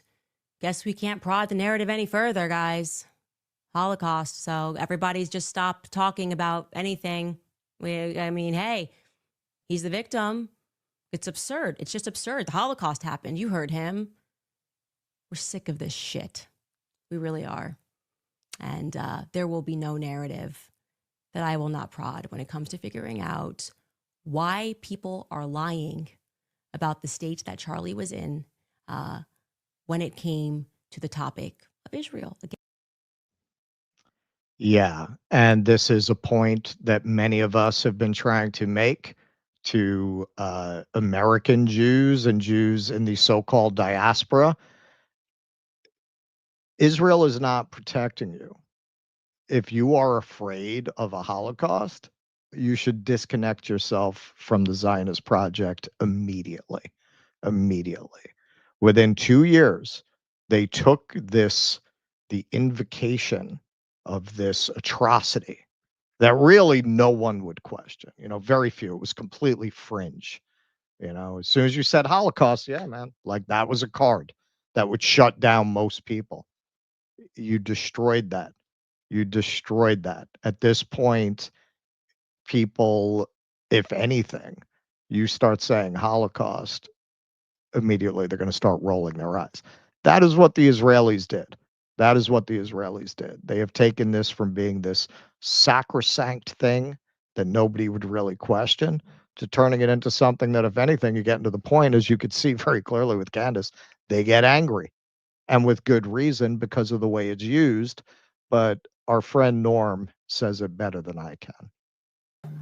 And then there's all of this schlock nonsense, which basically is used to defend Israel and deflect criticism of Israeli policy. You can usually tell this literature because it asserts or insists on the absolute uniqueness of the Nazi Holocaust, the claim that no people in the history of humanity have ever suffered the way Jews suffered. And that's clearly an ideological claim. You can't intellectually prove things like that, and it's almost absurd to want to prove them. The purpose is fairly straightforward. That is, if people have uniquely suffered, then they can't be held to conventional moral and legal standards. So, for example, if you say that Israel tortures Palestinian detainees, well, then you're told, remember the Holocaust. Or if you're told that Israel illegally demolishes the homes of Palestinians, you're told, remember the Holocaust. The point being that because Jews suffered uniquely, it somehow excuses these, by any other standard, crimes. Now, Norm saw through all this way ahead of a mainstream conversation around that at the time that he first wrote his book about how the Holocaust had become a grift and an industry and a deflection. That was really, really out there. And just so everyone knows, his parents were in the Holocaust. His parents were in the Warsaw Uprising. At that time, he destroyed really his academic career by taking that position. I mean, now, honestly, and it's really, you want to see a demonstration of how much the Israelis have lit the goodwill that was left from people's feelings of empathy about the Holocaust, how much they have lit that on fire. That you listen to that now, it sounds pretty mainstream now. At the time that he said that was a very big deal. That was not at all in the mainstream of the conversation, but he was right. Norm was right. And now that's become so transparent because people are seeing every day the Israeli state commit massacres and atrocities and genocide. And whenever you call them out on it, Holocaust, blood libel, Middle Ages, it's the same exact litany of things. And that contradiction forced people to question the entire premise. For people who are Jewish, who identify as Jews in terms of their religion or their culture, who are not Israeli, you want to preserve Judaism, you want to preserve Jewish culture, distance yourself from Zionism at the top of your lungs and make it clear that that was a crazy idea that was fringe until after the Holocaust. Most Jews did not support it. The Reform Temple, which is a branch of Judaism, they didn't recognize Israel until the 90s. Most people did not think it was a good idea. Some people say, and we do know that early Zionists did work with the Nazis to get Jews to Israel. Some people will say they empowered the Nazis because they wanted to motivate Jews to go there. I think the truth is we know they worked with them. I don't think they were behind it, but did they see this as a good thing for their cause? Yeah, it seems that way. It seems that way. I mean, they made coins with the Nazis, that's reality. That was the Havara Agreement, I think it was called. In the end, they took full advantage of the horror of the Holocaust and the feeling of Jews that they had no choice but to go to the homeland. But that's what it took for Jews en masse to decide that this was a good idea. The Jews were an urbanized, mostly European people. This sounded like a crackpot scheme. We're going to go live in the desert. Like this idea that Zionists have sold people that this piece of land and Judaism are inseparable is ridiculous. Do Buddhists feel like they have to go back to the birthplace of the Buddha? They have to go to where Buddha taught in order to be Buddhist? It's absurd. If you're that's a very Bronze Age religion kind of concept. That's going back to Mesopotamia. This idea that your religion is connected to the gods of that land, of the land that those gods come from. Cities had their own gods, their own statue of that god. It's a very primitive concept. If you really have a fully developed theology, you don't need to be in a particular place to practice that theology. And most Jews recognize that until after the Holocaust. And now the Israeli state has grown so monstrous in its efforts to steal that land that the Holocaust, it's not working anymore. I don't think even Candace Owens 2 years ago, even a year ago, would have said what she said there. Well, not only wouldn't she have said what she said there, she was pro-Israel 2 years ago. I mean, Charlie Kirk was pro-Israel 2 years ago. Tucker Carlson, these people were all, you had all these people. You had all these people in your pocket, and you blew it because these crimes are just so obvious. So obvious. So it's as simple as that. Yes. Absolutely. All right, you have another Candace segment, right? Mm-hmm. All right, but we are going to read some super chats and such in between. First of all, a huge crowd in here, 3,691 in the YouTube chat. 25. And well over 666 likes.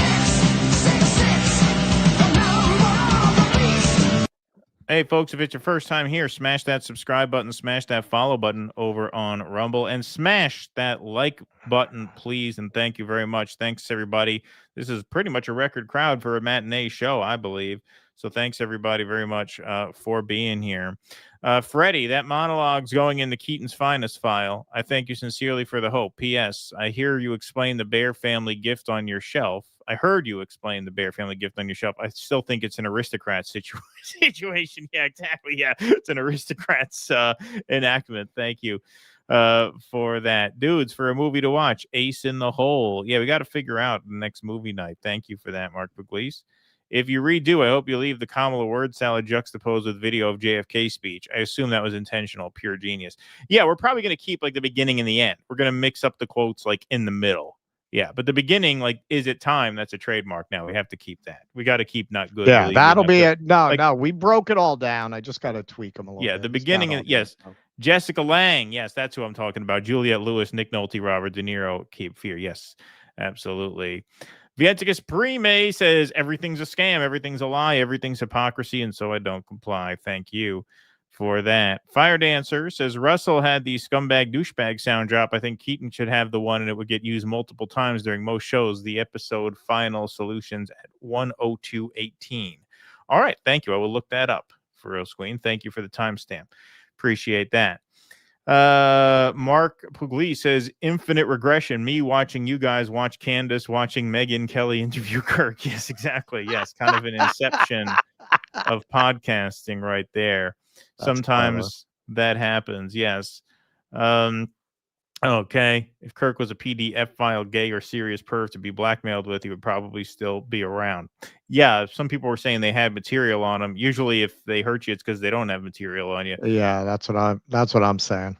Just watch the prosecutor's press conference. He confessed to his lover over text. Yeah, look, I don't buy any of it. The whole thing with the gun makes no sense. The whole thing with the patsy, the guy, the bald guy, what's his name? Zinn? Makes no sense. George Zinn.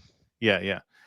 Okay, is it still free speech to want to see the Epstein files? Exactly. Vienticus Prime says, yeah, I've been meaning to come to your guys' streams and be a loudmouth asshole here, but squirrel. Thank you, Vienticus Prime. Good to have you here. Yes, you're famous over on the Jimmy Dore show. Reeton Cussell says, Russ, could you do a segment about the Michael Jackson song? A lot of us in the chat had no idea about that. I had no idea about that either until like a couple months ago. I heard that. Yeah, I've seen people talking about it. It's getting to it. Like there's a lot of news right now, so it's always hard to find time for like a side subject like that. But it's nice when we can. Right, exactly. We can condemn Bob Villain, but saying starve away is apparently okay and doesn't have any consequences. We have to have this both ways. Yeah, and look, I mean, I'm not a lawyer. I don't know what the legality of what he said was, especially in the UK with all their fucking crazy speech laws. So I'm not advocating for any consequences. I'm just saying it was a stupid thing to say, as evidenced by the fact that he made a very sheepish attempt to walk it back, and that ended up making it worse.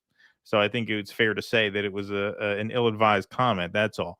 I'm convinced Charlie was a Fed, honestly. Loved the show. Well, I mean, he talked with the White House regularly. Like, I think he wore on his sleeve that he was in touch with the government. Like, he had a relationship with Trump and Vance and all these people.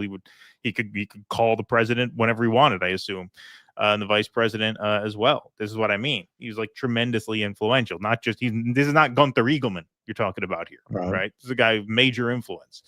Dorian Marquise, yes, plan and build, but they still attacked Chairman O'Malley while he was under radar, Orthodox Jews in Brooklyn and the Amish. Yeah, and I made this point. What did O'Malley do? He won. When they came for O'Malley, he won because they're very strategic and they're very smart, right? And they build real world coalitions, not online TikTok coalitions. They build real world coalitions with real people. That's why when the government came for them, they won. And they got not one day, not one dime in jail or fines. That's partly my point. Race car, hey guys, will there be any live streams while Russell is in Asia next year? No, show's canceled next year. That's it. Yeah, no, we're just not gonna. We'll be back in like September. yeah, we'll take a year off. No, we will have shows the whole time. Yeah, sometimes I'll have fill-in hosts. Yeah, this is not the first time I left the country. Like I just do the show from wherever I am. Yeah. I mean, you could do this remotely as long as you got decent internet. And there are times when Russ will miss, and I'll have a co-host fill in. That's all. That's something I'm going to have to ask because some people have been very nice. I'm going to have to ask them about because my theory, certain cities I can get high-speed Wi-Fi. You get into Laos, you get into Cambodia, it's going to be harder to come by. My plan is to use the unlimited data plan on the phone that I'm going to get with the eSIM as the hotspot. So I got to ask somebody who spends time there. You should tell the people in Cambodia, after all America's done for you, you'd think you'd be able to get good internet, I'll make me real popular. They make you real popular there.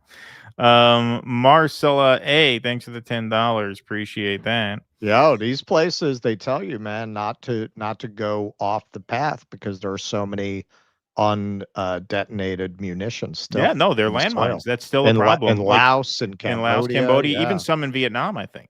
Still, they actually have like groups go out to detonate them safely, right? Figure out where they are and detonate them safely so they don't hurt anybody who might detonate it by accident. Yeah, did you see that new? It's a fairly new Spike Lee movie, The Five Bloods. Did you see that one? It was good. I mean, it was crazy. Yeah, movie. It was good. It was like six genres in one. It was like part historical film, part war film, part heist film, part chase film. It was like a million different genres, but it was cool in his way. And that was a major part of that movie was these volunteers going around trying to activate these landmines. Truth Seeker, I normally listen to you guys non-live and I speed it up 1.75. When I'm listening live, you sound so slow, like drunks who cornered me after the Reichstag fire. No offense. You make more sense drunk than most people do sober. Well, thank you, Truth Seeker. Thank you. Appreciate that. Marvin Vargas says Simpsons have any CK type character being whacked. Yeah, did they predict that too? I don't know. The cherry on top, says Todd S., is that Daily Wire is now going to take control of TPUSA. So with Shapiro, Israel gets what they wanted after all. That political machine is theirs now, whether they did it or not. I know he said like he'll take over the mic. I don't know of any know. like concrete plans. He said I'll take Candace, over. Yeah. Candace threw down the gauntlet on the show. She was like, "Yeah, that's not gonna happen. I will come for you. If you put a shill in that role." I don't know what she has. She was talking about lists and names and She should things do it. she would She release. should take it over. She should. She'd be perfect. She'd be perfect. She'd Yeah. be perfect. She's like the only person I could think with like that clout. With the gravitas. Yeah. With the gravitas and at least the like, you know, capacity for independent thought. You know, I think that might be a good direction. I don't know. That's up to them, obviously. Okay, Andy Gardner says maybe you didn't look at the wall hard enough. It's touching stuff. It's some ancient cement, and they're a wonderful spot to cry and catch a loogie with the fam, like our baseball. Thank you for that very much. All right, we're going to continue on with the show in just a moment, but folks, just a moment of your time first. John Koa, who's one of our dissident sponsors here, has a new single out. It's called Just a Little Off the Rails. So for those familiar with John's work, this is the latest preview from his upcoming album. The foundation of these tracks from A to Z, which is the album, began as raw live acoustic performances captured a few years ago. Initially, John considered releasing just those solo acoustic versions, but he found it easier to make the art than to put it out. Now the album is seeing the light of day. Just a Little Off the Rails is the first single. It's an autobiographical song with lyrics that may hit home for a lot of people. It's a great tune. We've played it on Rumble from time to time, and you can go check it out at John Koa's Spotify page. Give it a listen. He's also on Apple Music. He's got a YouTube channel. A link to all of John's socials is dudissidents.com/Koa. So please do go ahead and check that out. If you are an artist or a small business person, or you have a passion project that you would like to promote on the show, you can go to dudissidents.com/sponsors and fill out the contact form. It'll ask you some questions. What's your project? What's your business? What's your book? Your album? People have promoted their artistic works, your monthly budget. And if it's a good fit, we will get back to you with a plan. So that's dudissidents.com/sponsors to help keep the show afloat. Thank you all very much for your support. Okay, why don't we move right on along? So your next Candace piece here is next. Right after Charlie Kirk's life was so tragically taken, Bill Ackman expressed his grief on X. I feel incredibly privileged to have spent a day and shared a meal with Charlie Kirk this summer. He was a giant of a man. Now, this once again from the Grayzone's reporting. A month before Charlie Kirk's killing, billionaire pro-Israel money man Bill Ackman arranged an intervention in the Hamptons, during which sources say he and others hammered Kirk for the conservative leader's growing criticism of Israeli influence in Washington. Kirk came away fretting about Israeli blackmail, sources say, as he contemplated a Catholic conversion. So Candace, in her banger last night, talked about this Hampton meeting and what she knows about it. What was staged, an intervention was staged by Bill Ackman, because Charlie's rational thoughts about Israel were a no-no. This is not the route that you should be going on. And Charlie was surrounded by his friends, his quote-unquote friends. Bill Ackman was very upset, and threats were made. That is what I am told, and I will tell you that I am very happy for Bill Ackman to dispute this narrative. In fact, he was asked to dispute this narrative. Max Blumenthal went out to him today, and Bill Ackman came back and said, I have receipts I can show you. And he did not provide the receipts. This is not how it went down. I know it went down this way. I'm waiting for one of them to go on record and to say that it didn't go down this way. It was at this time that Bibi Netanyahu was called and Charlie was invited to Israel. This was an under duress situation, I would say, because I've been in these situations before. when I again put it out there, Seth, Bill Ackman, and to the other individuals who I have not yet named, but who are going to be named later this week, who were at the Hamptons when Charlie was put under pressure, when Bibi Netanyahu called him and invited him to Israel, again, in a move that when it happened to me, and it wasn't Bibi Netanyahu, felt to me like a laced threat. I am inviting you guys, I will give you my platform, actually, to come clear matters up, to tell us what really happened. Because, I think Charlie was definitely on the brink of changing some of his perspectives. And I can tell you factually, Charlie was praying the rosary. Charlie was going to mass. One of my last conversations with Charlie was me joking with him saying, just make the last step, okay? You are, I said specifically, you're too smart to be a Protestant. Just take the last step, Charlie. He says, ha ha. He was speaking about Mary. And typically when those steps start taking place, you stop referring to yourself, as I did, as a Judeo-Christian. Well, a lot of people think Bill Ackman, Netanyahu, and the rest of the crew did not like the sound of that, according to what she's saying Charlie Kirk was talking about.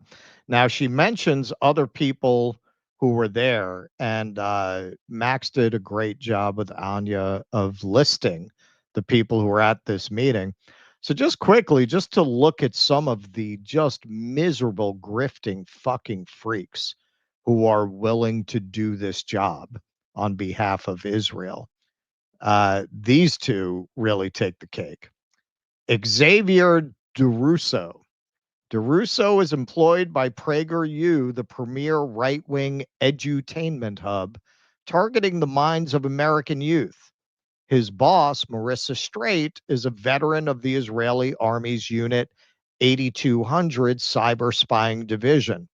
A black, self-described former progressive, DeRusso now appears firmly in the pocket of right-wing Zionist forces.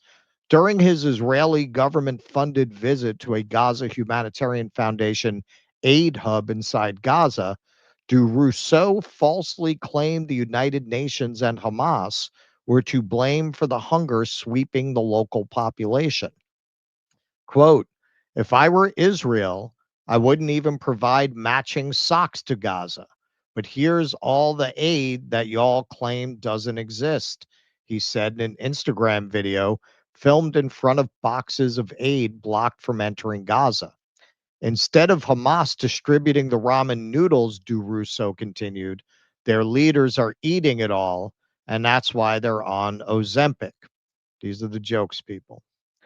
DeRusso vigorously defended his close friend, podcaster Emily Wilson, after she stated that, quote, if everyone in the state of Alabama wanted the return of chattel slavery, go ahead. Why do I give a shit? Now we thought it was bad when Patel goes out there and starts talking about Valhalla. I mean, that is really, this is, when Barry Weiss went up there and told a conservative audience, I know many of you don't approve of my marriage, but you're my people. I thought that was pretty self-abasing. I thought that was incredible that you would degrade yourself that way, but he topped her, man. Wow. How much do you have to hate yourself to defend somebody who said something like that? Amazing. And who is she? Who is this winner? Emily Wilson, aka Emily Saves America. Wilson is a Los Angeles-based, self-described libertarian podcaster and social media influencer with over 500,000 followers on Instagram. On September 9th, she recalled on Twitter X how, quote, a huge black guy robbed her when she was 13. I hate to say it, but things like that just change the way you see certain people. After that, I always thought, oh, you guys just hate me, she reflected. This month, she and DeRusso recorded a podcast in which they framed pro-Palestine activist Greta Thunberg's hairstyle as evidence of her being slow and short bus. Quote, I don't hang out with anyone really less attractive than me, Wilson stated in a separate appearance. All right, so look at these people. Look at these people. This is what you have to remember, and I've mentioned this a few times, being backstage at some of these kinds of events like Rescue the Republic. Remember, most of the people back there, they're not really talking about causes because they're not activists. They're people trying to build an influencer business. What they're talking about are subscriptions. They're talking about networking. They're talking about cross promotion. They're talking about appearing on each other's channels. And then you have people who want to be these people. And this is what you have to remember. There are very few people who are going to get, I mean, these guys, I assume they're very wealthy from doing this, right? If they're taking that Israel money, that's good money. You got to remember, most people are ignored. Like when you're backstage at these things, you got some people who got passes to be back there who have very small channels and they're desperate. You know, they're trying to talk to everybody. They're trying to hand out little merch that they made for themselves to try to get their channel to become a thing. And it's, you know, at an event like that, it's what you'd expect. You know, it's the blonde ex-military one who's going to go up there and say whatever shit they want her to say. And she's hoping she can do the Riley Gaines thing, man. And, you know, even though she hasn't got the brains God gave a coconut, that they'll put her on a panel like they do Riley Gaines to say whatever stupid rage bait shit they're pushing that week. Yo, you get the offer that, hey, we'll make you an insider and we'll make you a rich insider, but you got to shill for Israel. You got to read your lines. You got to read your script. You see, this doesn't surprise anybody when you tell them this about like actors, right? Actors always did that. They always took money to sell ideas or to sell products. Because this whole space came out of a kind of DIY spirit, you know, there's an assumption that who you play on Instagram is who you are, and you're not doing it because you're being paid. These people are being paid. And people who are willing to take money for this product are the scum of the earth. These people are the scum of the earth. And if you're going to embrace somebody like that woman, you cannot get offended when people say your movement is laced with white supremacists. You can't have it both ways, man. You cannot say, I agree with a lot of what she says, and then go, what do you mean I'm a racist? Come on, man. Come on. And that guy, man, lack of pride does not begin to cover it. Do you want to say anything before I go on? No, go ahead. All right. So Bill Ackman did indeed respond, although thus far he has not agreed to go on Candace's show. If he does, I will predict right here that will be the highest rated YouTube stream in the history of YouTube by far, if he agrees to go on Candace's show. He's not going to happen. He likes to monologue on his X. He likes to write these long screeds that I can't even get through because I space out. Maybe it's my ADD or maybe he's just really fucking boring, but I never get through his pieces. Yeah. Yeah. It's not the ADD, my friend. Yeah. I do not have that affliction. And I was like, oh, how much do I have to read? It's unreadable. Like we could like it's like putting this piece together. It's like, okay, what is my journalistic responsibility here? How much of this can I cut? Do I have to read? Yeah. And yeah, no, it's pretty bad. Unfortunately, I have to read a fair amount of it. I did cut about, I don't know, a third of it. So this is the beginning. So this will only take a half an hour, folks. This will only take folks. If you got to take a dump, now would be a good time. So this is his response here. This afternoon, Candace Owens slandered me by accusing me of staging an intervention with Charlie Kirk in which threats were made with respect to his supposed evolving stance on Israel at an event I hosted in the Hamptons. Candace also intimated that I blackmailed Charlie. On the show, Candace said that she would be very happy for me to dispute this narrative. While it pains me to drive more traffic to her program, I am responding here to clear my name. It saddens me that we live in a society where social media influencers seek to monetize the tragic death of Charlie Kirk. For the record, at no time have I ever threatened Charlie Kirk, Turning Point, or anyone associated with him. I have never blackmailed anyone, let alone Charlie Kirk.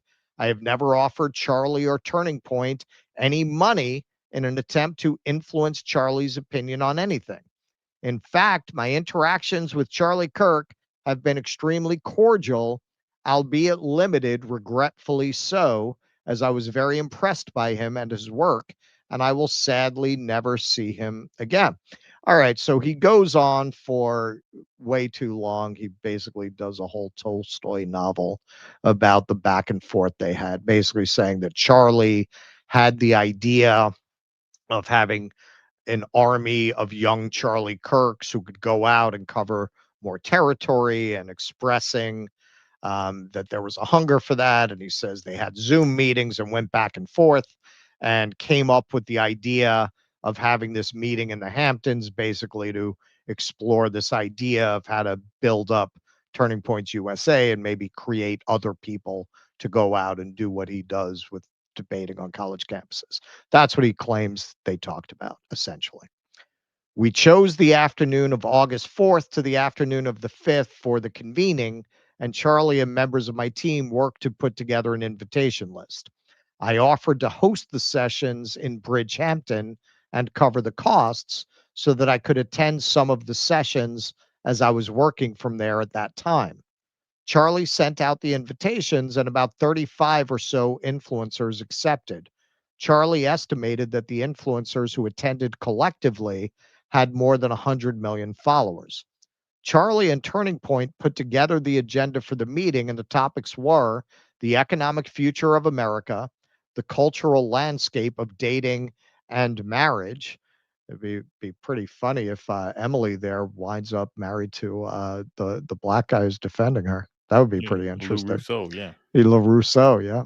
The convergence of East and West, Mamdani, the new threat to America. Charlie asked me to moderate the economic future discussion, which I did, and I thereafter hosted a Q&A session with the participants.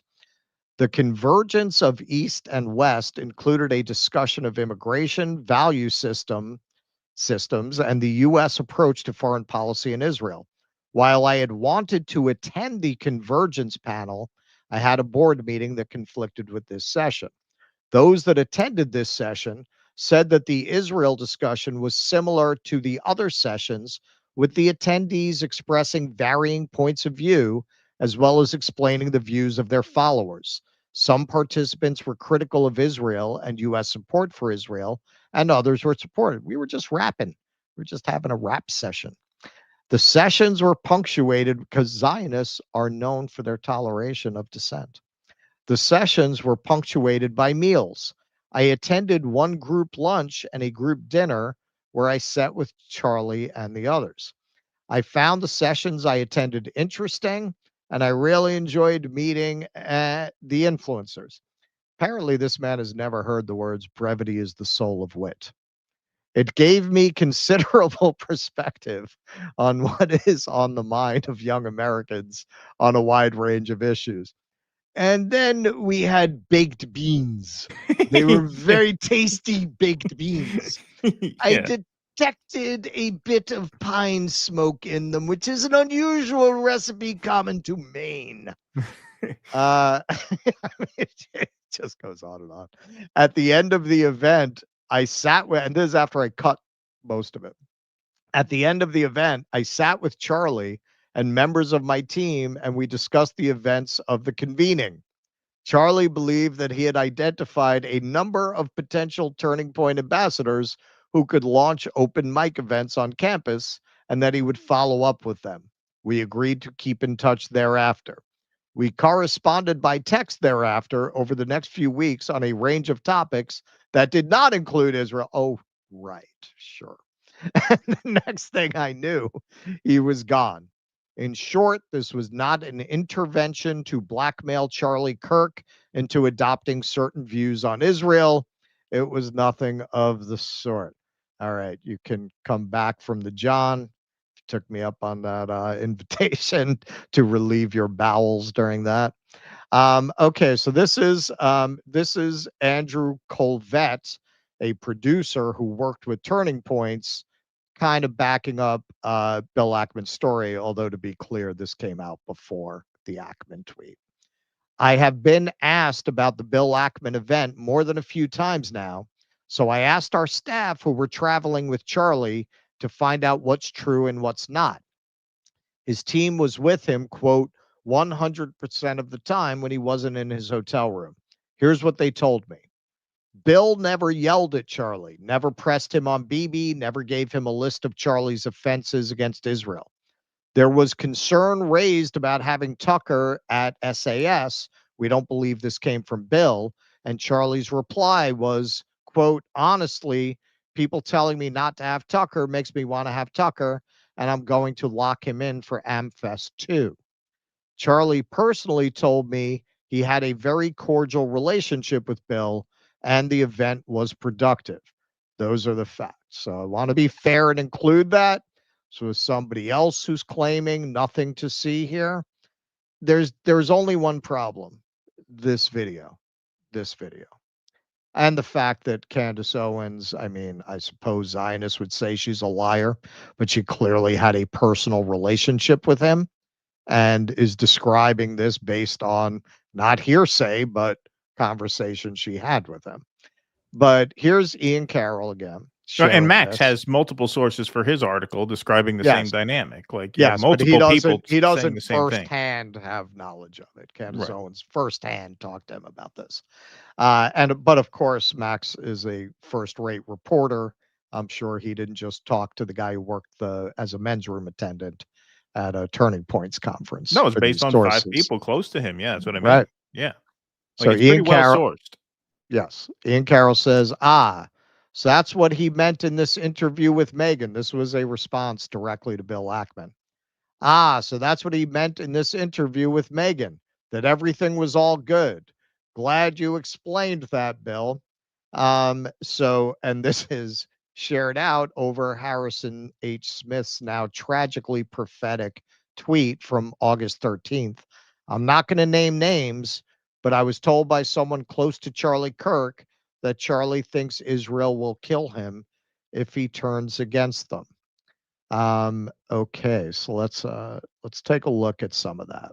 Behavior by a lot, both privately and publicly, are pushing people like you and me away. Not like we're going to be pro-Hamas, not like we're going to, but we're like, honestly, the way you are treating me is so repulsive. I have text messages, Megyn, calling me an anti-Semite. I am learning biblical Hebrew and writing a book on the Shabbat. I honor the Shabbat, literally the Jewish Sabbath. I visit Israel and fight for it. And there's another article out in the Times of Israel today. I could read it on air. I was just reading before I got on. Charlie, what are you doing? Like, what am I doing? I'm sorry. Like, let's just take a step back here. Like, I'm an American citizen. Yes, I want Israel to win. Yes, I'm a Christian. But like, some of the mess, and you've seen how I've been treated, Megyn, by some, not all, by some. No, it's very irritating. It's been so unfair. They were coming after you after Turning Point for, among other things, that you had Dave Smith there. Dave Smith is allowed to criticize Israel. You had both sides. The Israeli side was overrepresented. No, you're not allowed to. It's even worse than that. Again, I just want to repeat for the 5th time. I love Israel. I want Israel to win. But my moral character is now being put into question, Megyn. Not my decisions. Not like, hey, are you doing this? Is it smart or is it dumb? But no, I am a bad person if I do this. And I could go, I mean, you saw it, Megyn. It was trending on Twitter, thousands of tweets and text messages. And if I were to be charitable and generous, I will say the people that are attacking me are in a hyper-paranoid state because they're at war, and war tends to make things black and white, and you're a hammer looking for a nail. So I'm trying to be charitable, Megyn. Literally, I'm trying to cut as much slack as I can, right? Like, okay, what would it be like if all of a sudden I'm starting to see a pattern of behavior similar to what my grandparents saw in 1930s Germany online? How would I behave? So that's like my charitable kind of overcompensation spirit. At the same time, I'm like, but it's not defensible to be dumb. right? Yeah. So, and it's offensive. It's offensive to those of us who have been out there defending them in many instances against critics on our own side. And now you have a couple of comments like, well, what about this? Well, has it gone on too long? Like, is it time to wrap it up? And the thing about Epstein is just so bizarre. I don't know who he was an agent for. It might have been Israel or an asset, or it might have been nobody. Yeah. But we're allowed to speculate about that. It's there's some rule you can't go there when it comes to Israel. Yeah. Well, you and I believe that we're Americans and Americans first, period. End of story. We are citizens of this nation, okay? That's and right. Israel, we have funded, we have supported, and they're up against a sea of Islamic totalitarianism, and we should be cheering for them, right? Because they're up against barbarians and monsters, and we want them to win. However, here is Megyn Kelly and Charlie Kirk combined, probably 30 million social media followers, like pretty, right? And you and I have been holding this down, and you probably get the negative, oh, you're just shilling for Israel, whatever. I'm like, okay, I'm going to do what's right regardless of the feedback, right? But then all of a sudden, like, I host a person that I moderate the debate of, mind you, right? And I give equal time to Josh Hammer, equal time to a pro-Israel advocate, and my moral character is being put into question. And so I think it's a hyper paranoid, like, we're just going to try to, we're going to just stamp out everything type of practice. But it goes to the point where, if, for example, if I have less ability sometimes online to criticize the Israeli government without backlash than actual Israelis do. Mm-hmm. And that's really, really weird, isn't it, Megyn? And this is supposedly after that Hamptons meeting. Right after. Does this seem like a guy who just had a nice little powwow with Bill Ackman and these Zionist influencers? Or does this seem like somebody who was pressured, who feels threatened, who's at his wit's end, who feels at the end of his rope? He's clearly very upset. You would not walk out of a meeting that was, as Bill Ackman described, that way, that agitated, particularly given that, as he points out, he was always a strong Christian Zionist. So what upset him so much? It's not like them saying you should support Israel would upset him. It has to be more than that.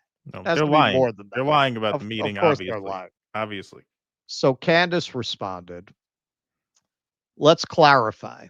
1, check your ego. I do not need you to make my platform bigger. She certainly does not. That's a pretty stupid accusation in her case. Don't confuse your mysterious wealth with influence.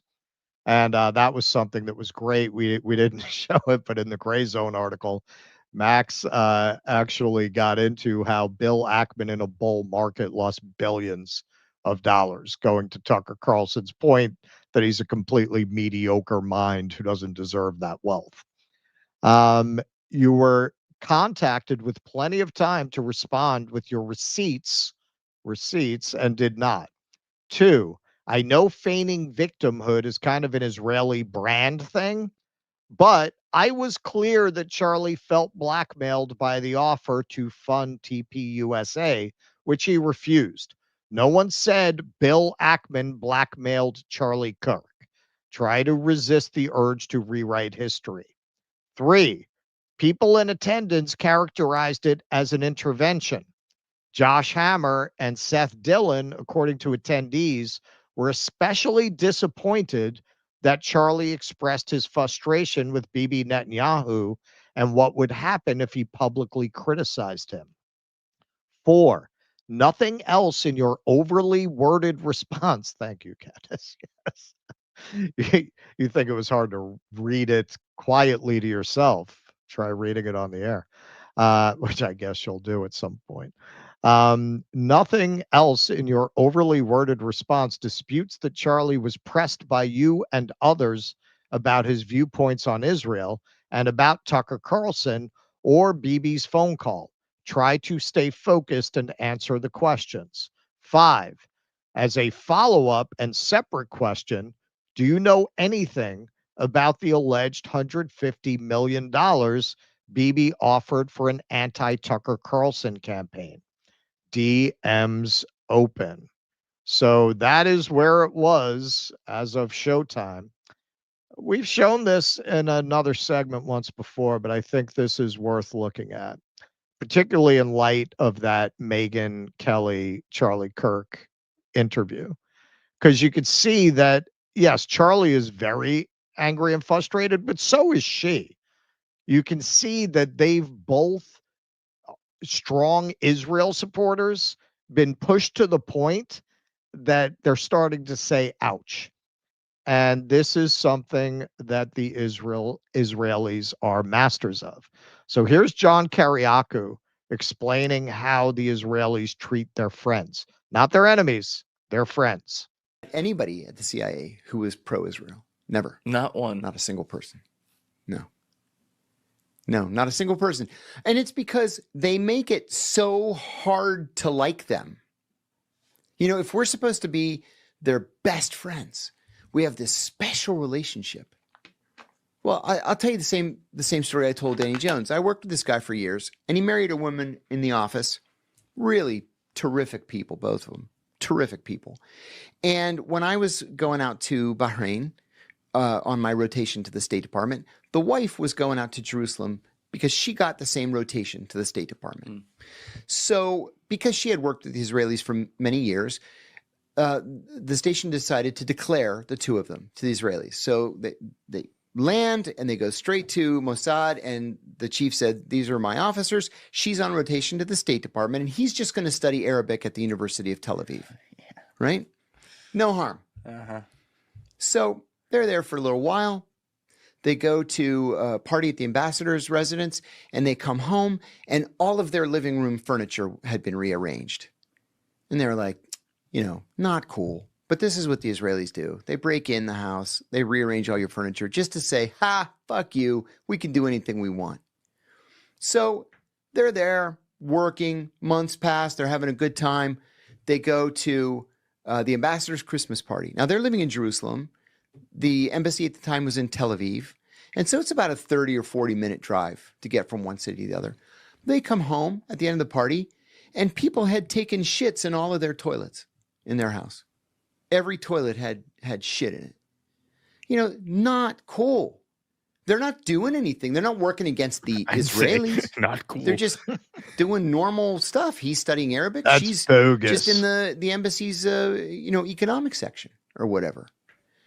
And then when their tour was over, 2-year tour, the ambassador threw a going away party for them, which is a normal thing.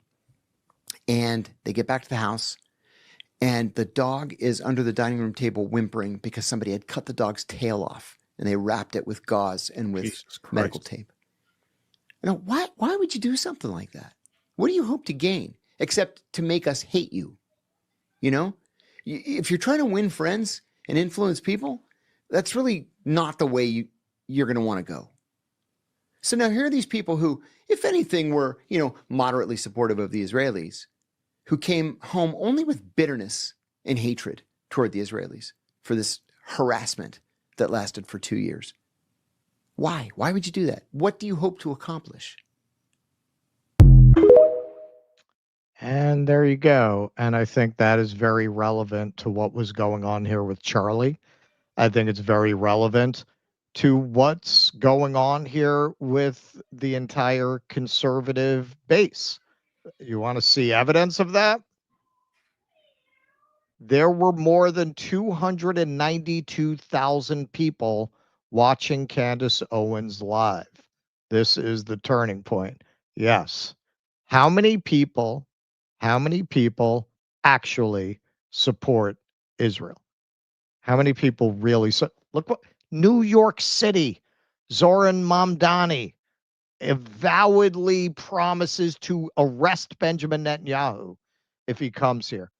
He's killing it. The latest polls show even if Adams drops out, he would beat Cuomo by a convincing margin. If that's New York City, what support does Israel have in general?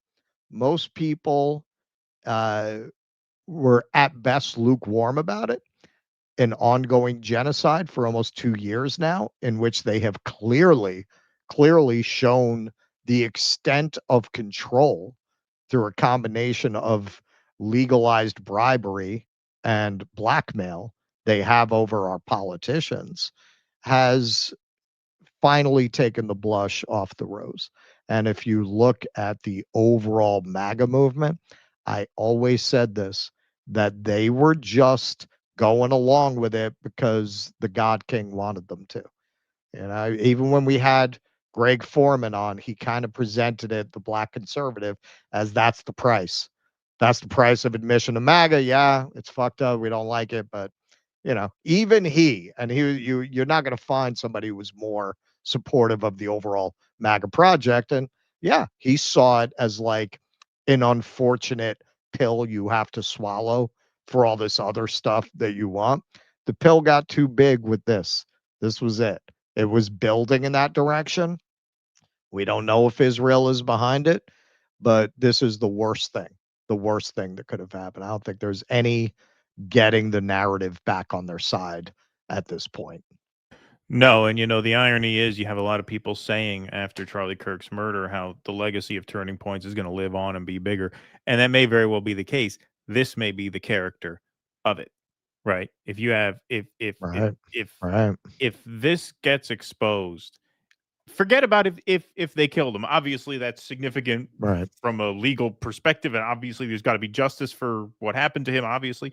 But even if their hands are not on the crime itself, the idea that they put this kid through fucking hell in the last 2 months of his life over this issue and tried to exert this amount of influence and cause this level of stress, that is going to make the pro-Israel movement look really bad because it's going to expose the lie that support for Israel is manufactured. So at this point, whether they did it or not, it's worth pursuing exactly what happened anyway in terms of Charlie Kirk's state of mind and his evolution on the issue, and how that evolution was pushed in some ways and pulled in other ways, if that makes sense.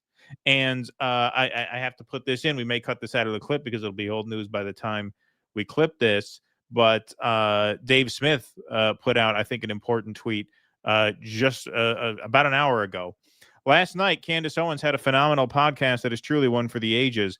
At one point in the show, Candace asked that me and Tucker both disclose whatever information we have about Charlie's state of mind, specifically backstage at the big TPUSA event.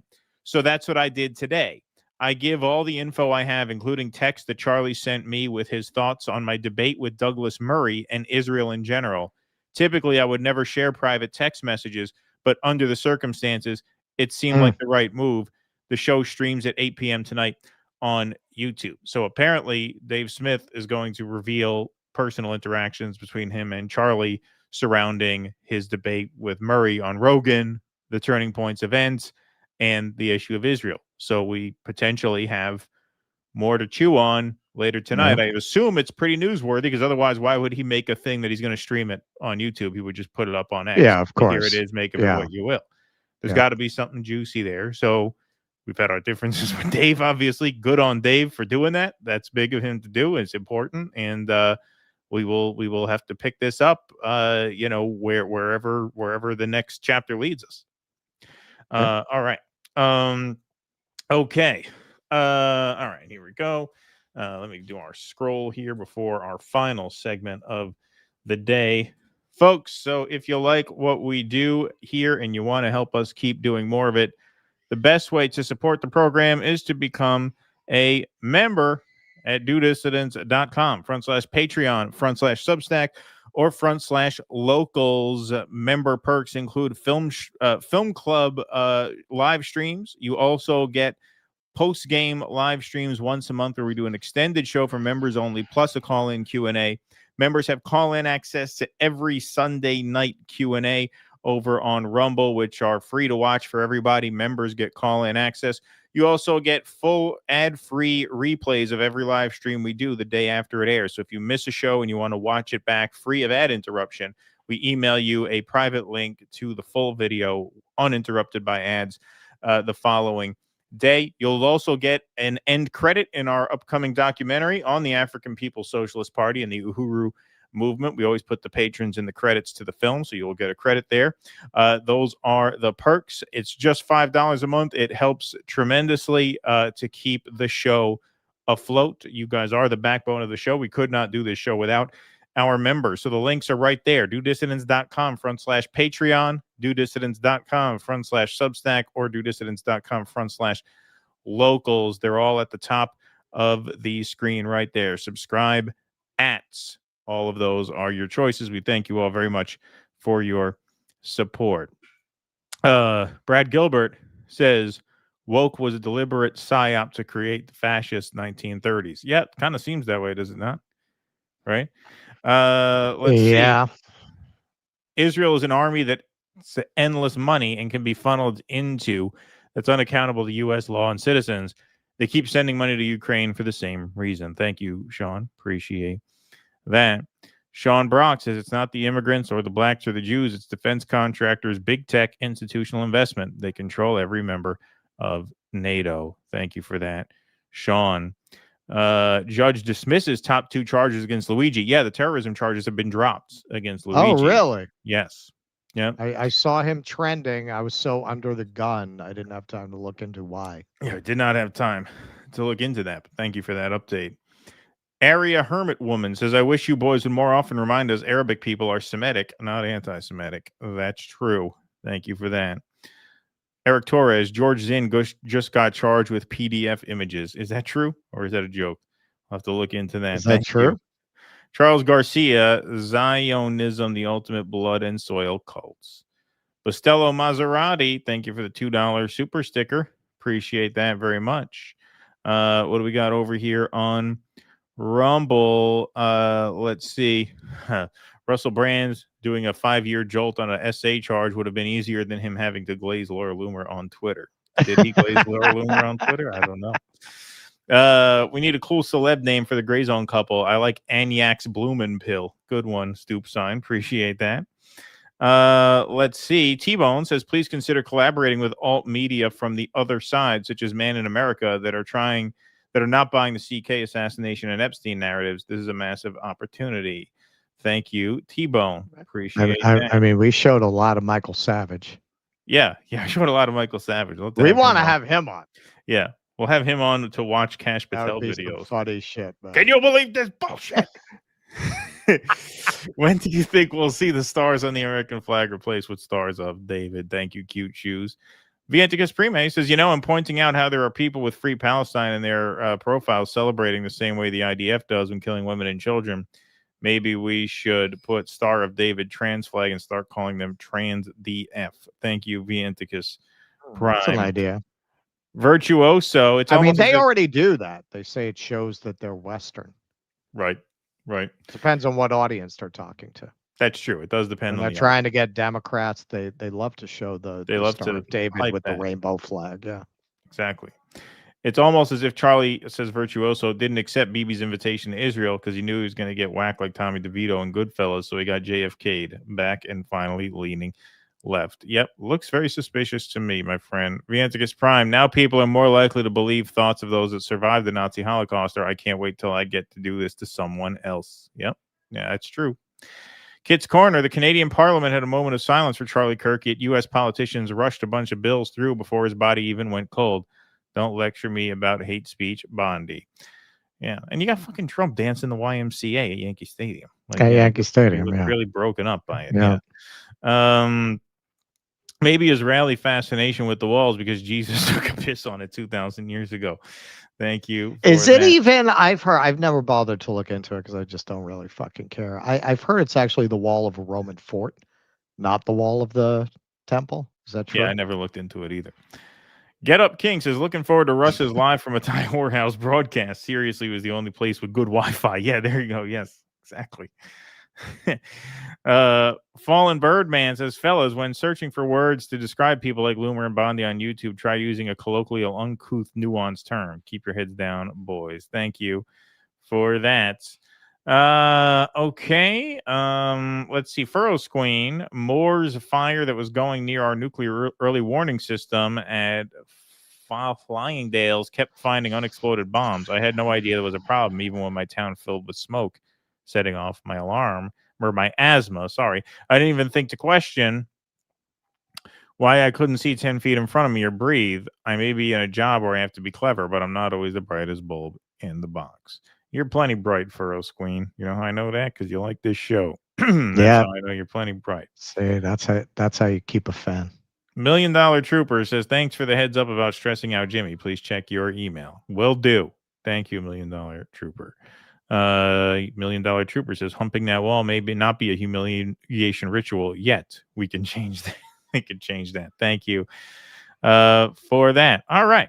Let's move right on along. All right, folks, we have one more segment on the day that we're going to do before we leave. Reminder, we will be live on the Katie Halper Show 8:15 this evening, where I think the second guest, I think she's having Moose Rabini on, Rabani. Yeah, she tweeted it out. Yeah, he's a great guest, so we're going to be on after him.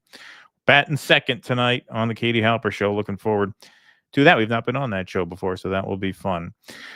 Okay, so obviously, Benjamin Netanyahu has done a lot of talking about Charlie Kirk since his murder. This was a tweet that he sent out September 10th, the day it happened. Charlie Kirk was murdered for speaking truth and defending freedom.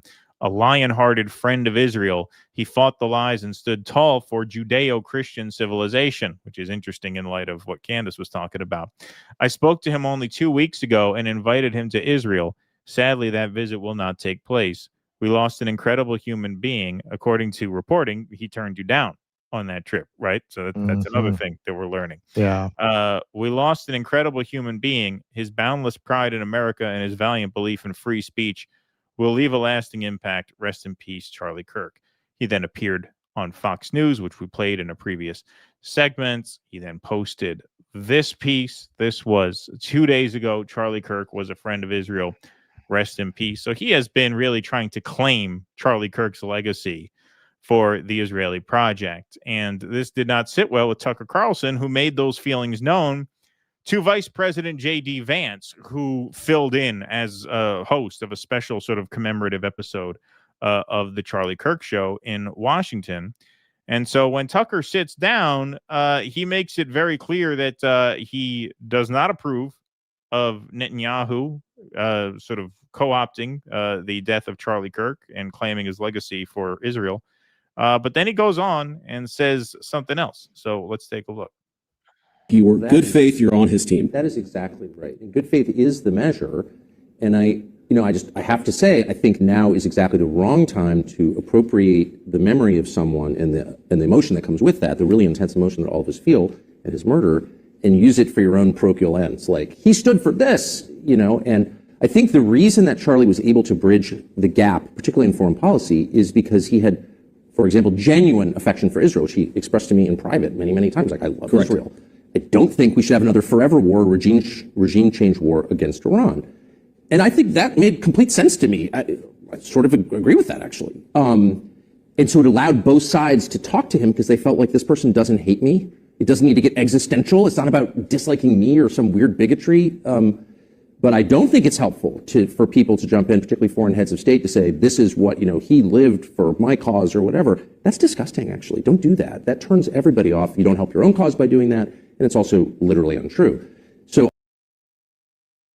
So that's pretty ballsy to say to the vice president, right? Like you're not saying this to another podcast. You're saying this to the vice president, making your disapproval of Netanyahu's grandstanding known unmistakably.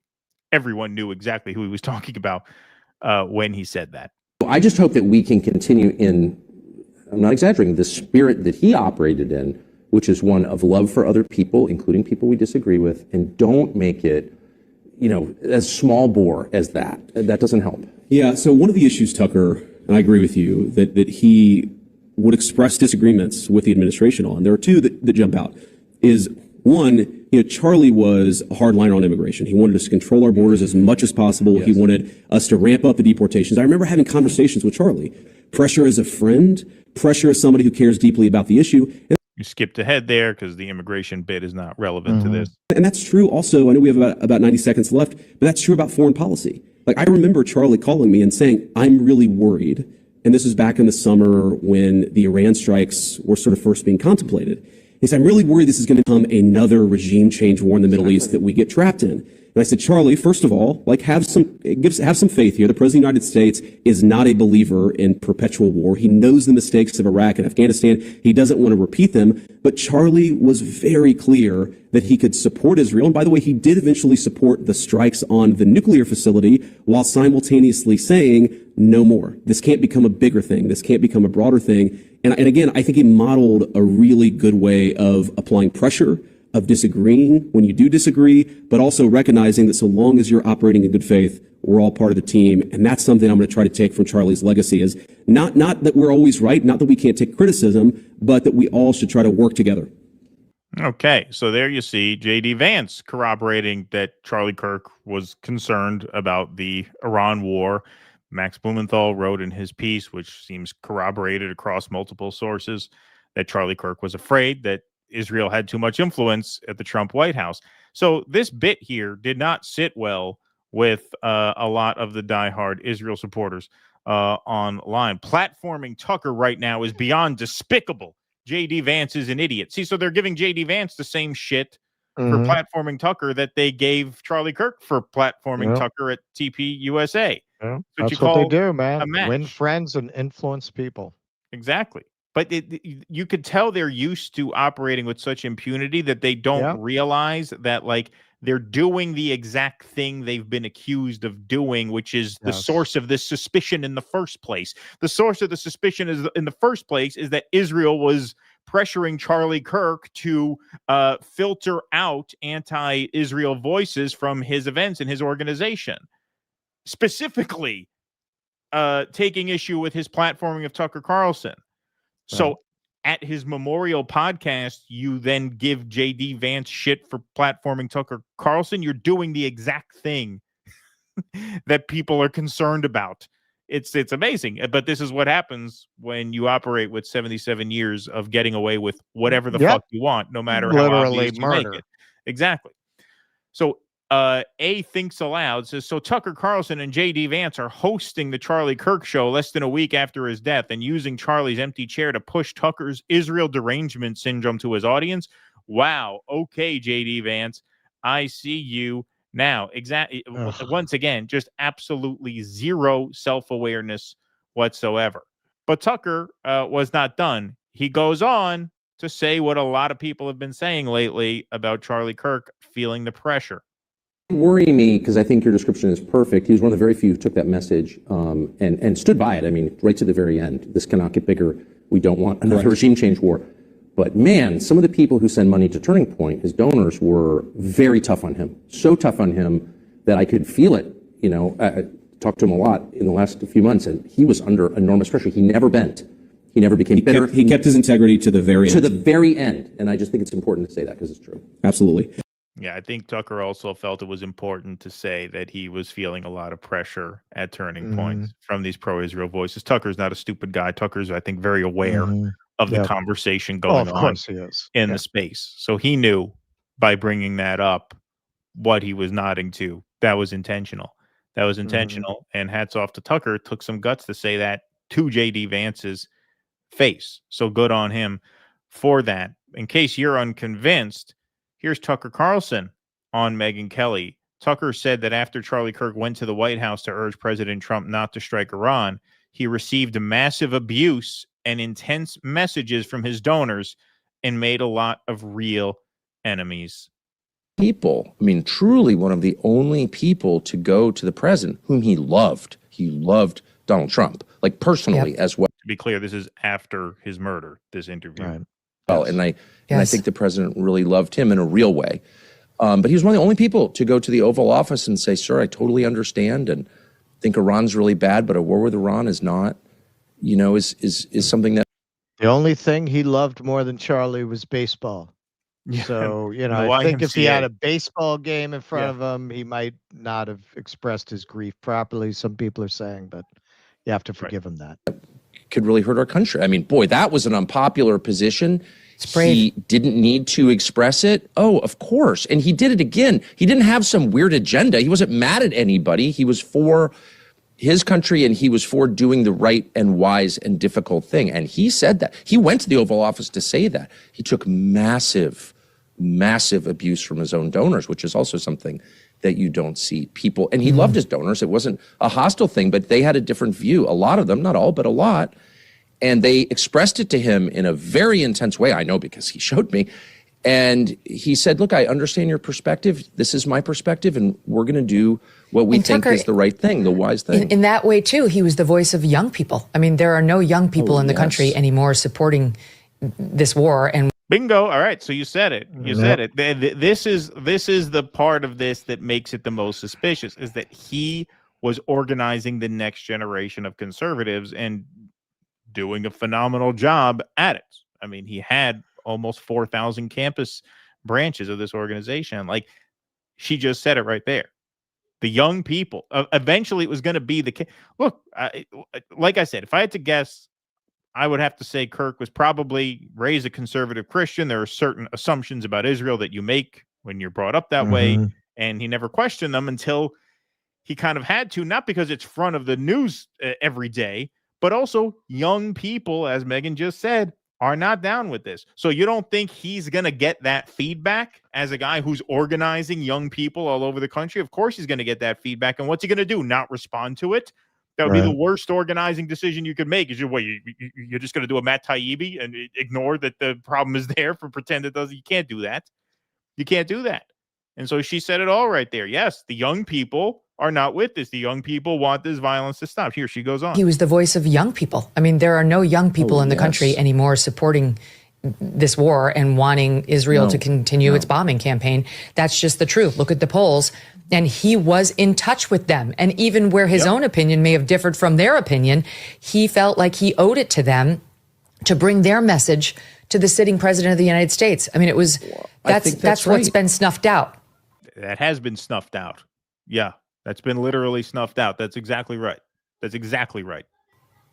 Well, as he has been, unfortunately, but he was one of the very few people I have met who combined a love for everyone involved with strong views. So again, he was not animated by anything creepy or weird. I mean, you knew him intimately, so you know this is true. If you talk to him off camera, he would say, I love whoever I'm talking about, but I think this is wrong. It's immoral. It's bad for everybody involved, both sides. And he would say that, and he could say that because it was sincere. It was completely sincere. But I cannot overstate the amount of attacks he took privately over this, absolutely for real. And having lived in Washington most of my life and seen people run nonprofits, I've never met one who was willing. Stand up is too strong. He wasn't confrontational, but he would just say, no, I'm sorry that you feel that way, but I think this is the right thing. The people we represent, which is mostly young people, they believe this, and I believe it also. It was brave, but loving at the same time. And I'm not sure he made a lot of headway, by the way. I mean, I think he made real enemies in doing that, but his view didn't change. Anyway,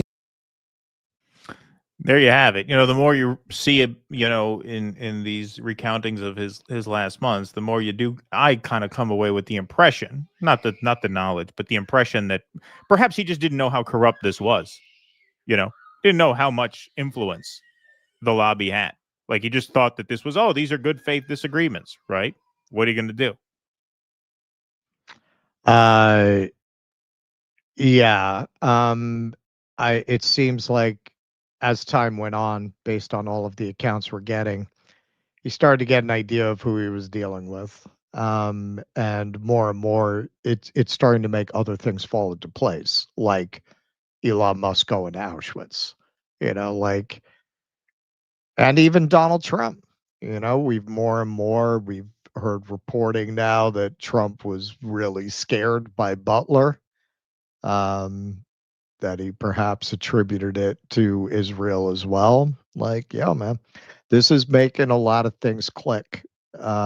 If they were responsible, to be clear, we don't know. This was very dumb.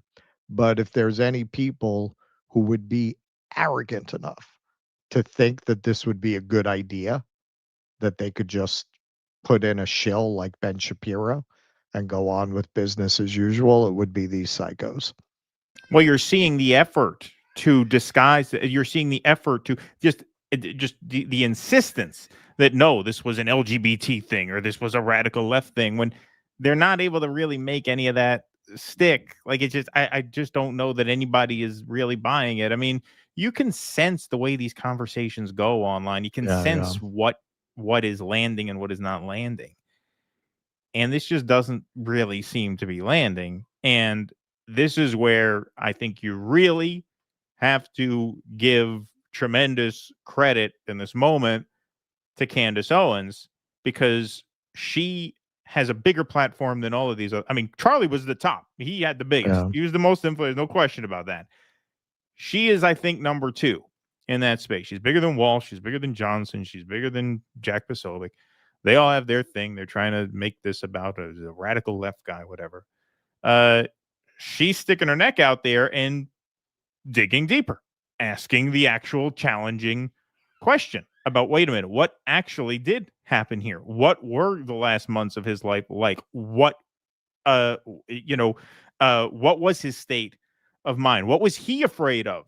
Right? You don't even have to speculate beyond that. For starters, what was he worried about in the last months of his life? We've seen now multiple reporting with multiple sources saying that he was afraid. He was afraid of these people. Okay, so that matters. And yeah, I mean, she is she's got a huge platform, and she says she's not letting it go. I believe she's not letting it go. I think it's good that Dave Smith is going to release the text messages tonight. We'll see what that brings. And then you got Tucker there prodding JD Vance. So thankfully, you do have some people who are not just picking the low-hanging fruit of, oh, wow, this is a good way to, A, grift off the culture war, and B, usher in the end of free speech right alongside it. Like, you do have at least a few people who seem to want to get at the truth, and who are not just, swallowing the government line here, which is that this is a guy who jumped off a roof without a gun, or maybe a gun that he broke up and put in a backpack or stuffed in his pocket and then put it back together and left it in the woods. And there's a note, but not really. We forensically pieced together, or whatever the fuck that's supposed to mean. The fact that you have some people here who are taking this more seriously is a blessing, because without them, you would just have unbelievable propaganda, because that's what this relies upon, and that's what the Israelis are used to. The Israelis are used to being able to just brazenly lie their way out of shit. That's it. Yep. No matter how obvious what we're doing is, we're able to just brazenly lie our way out of shit.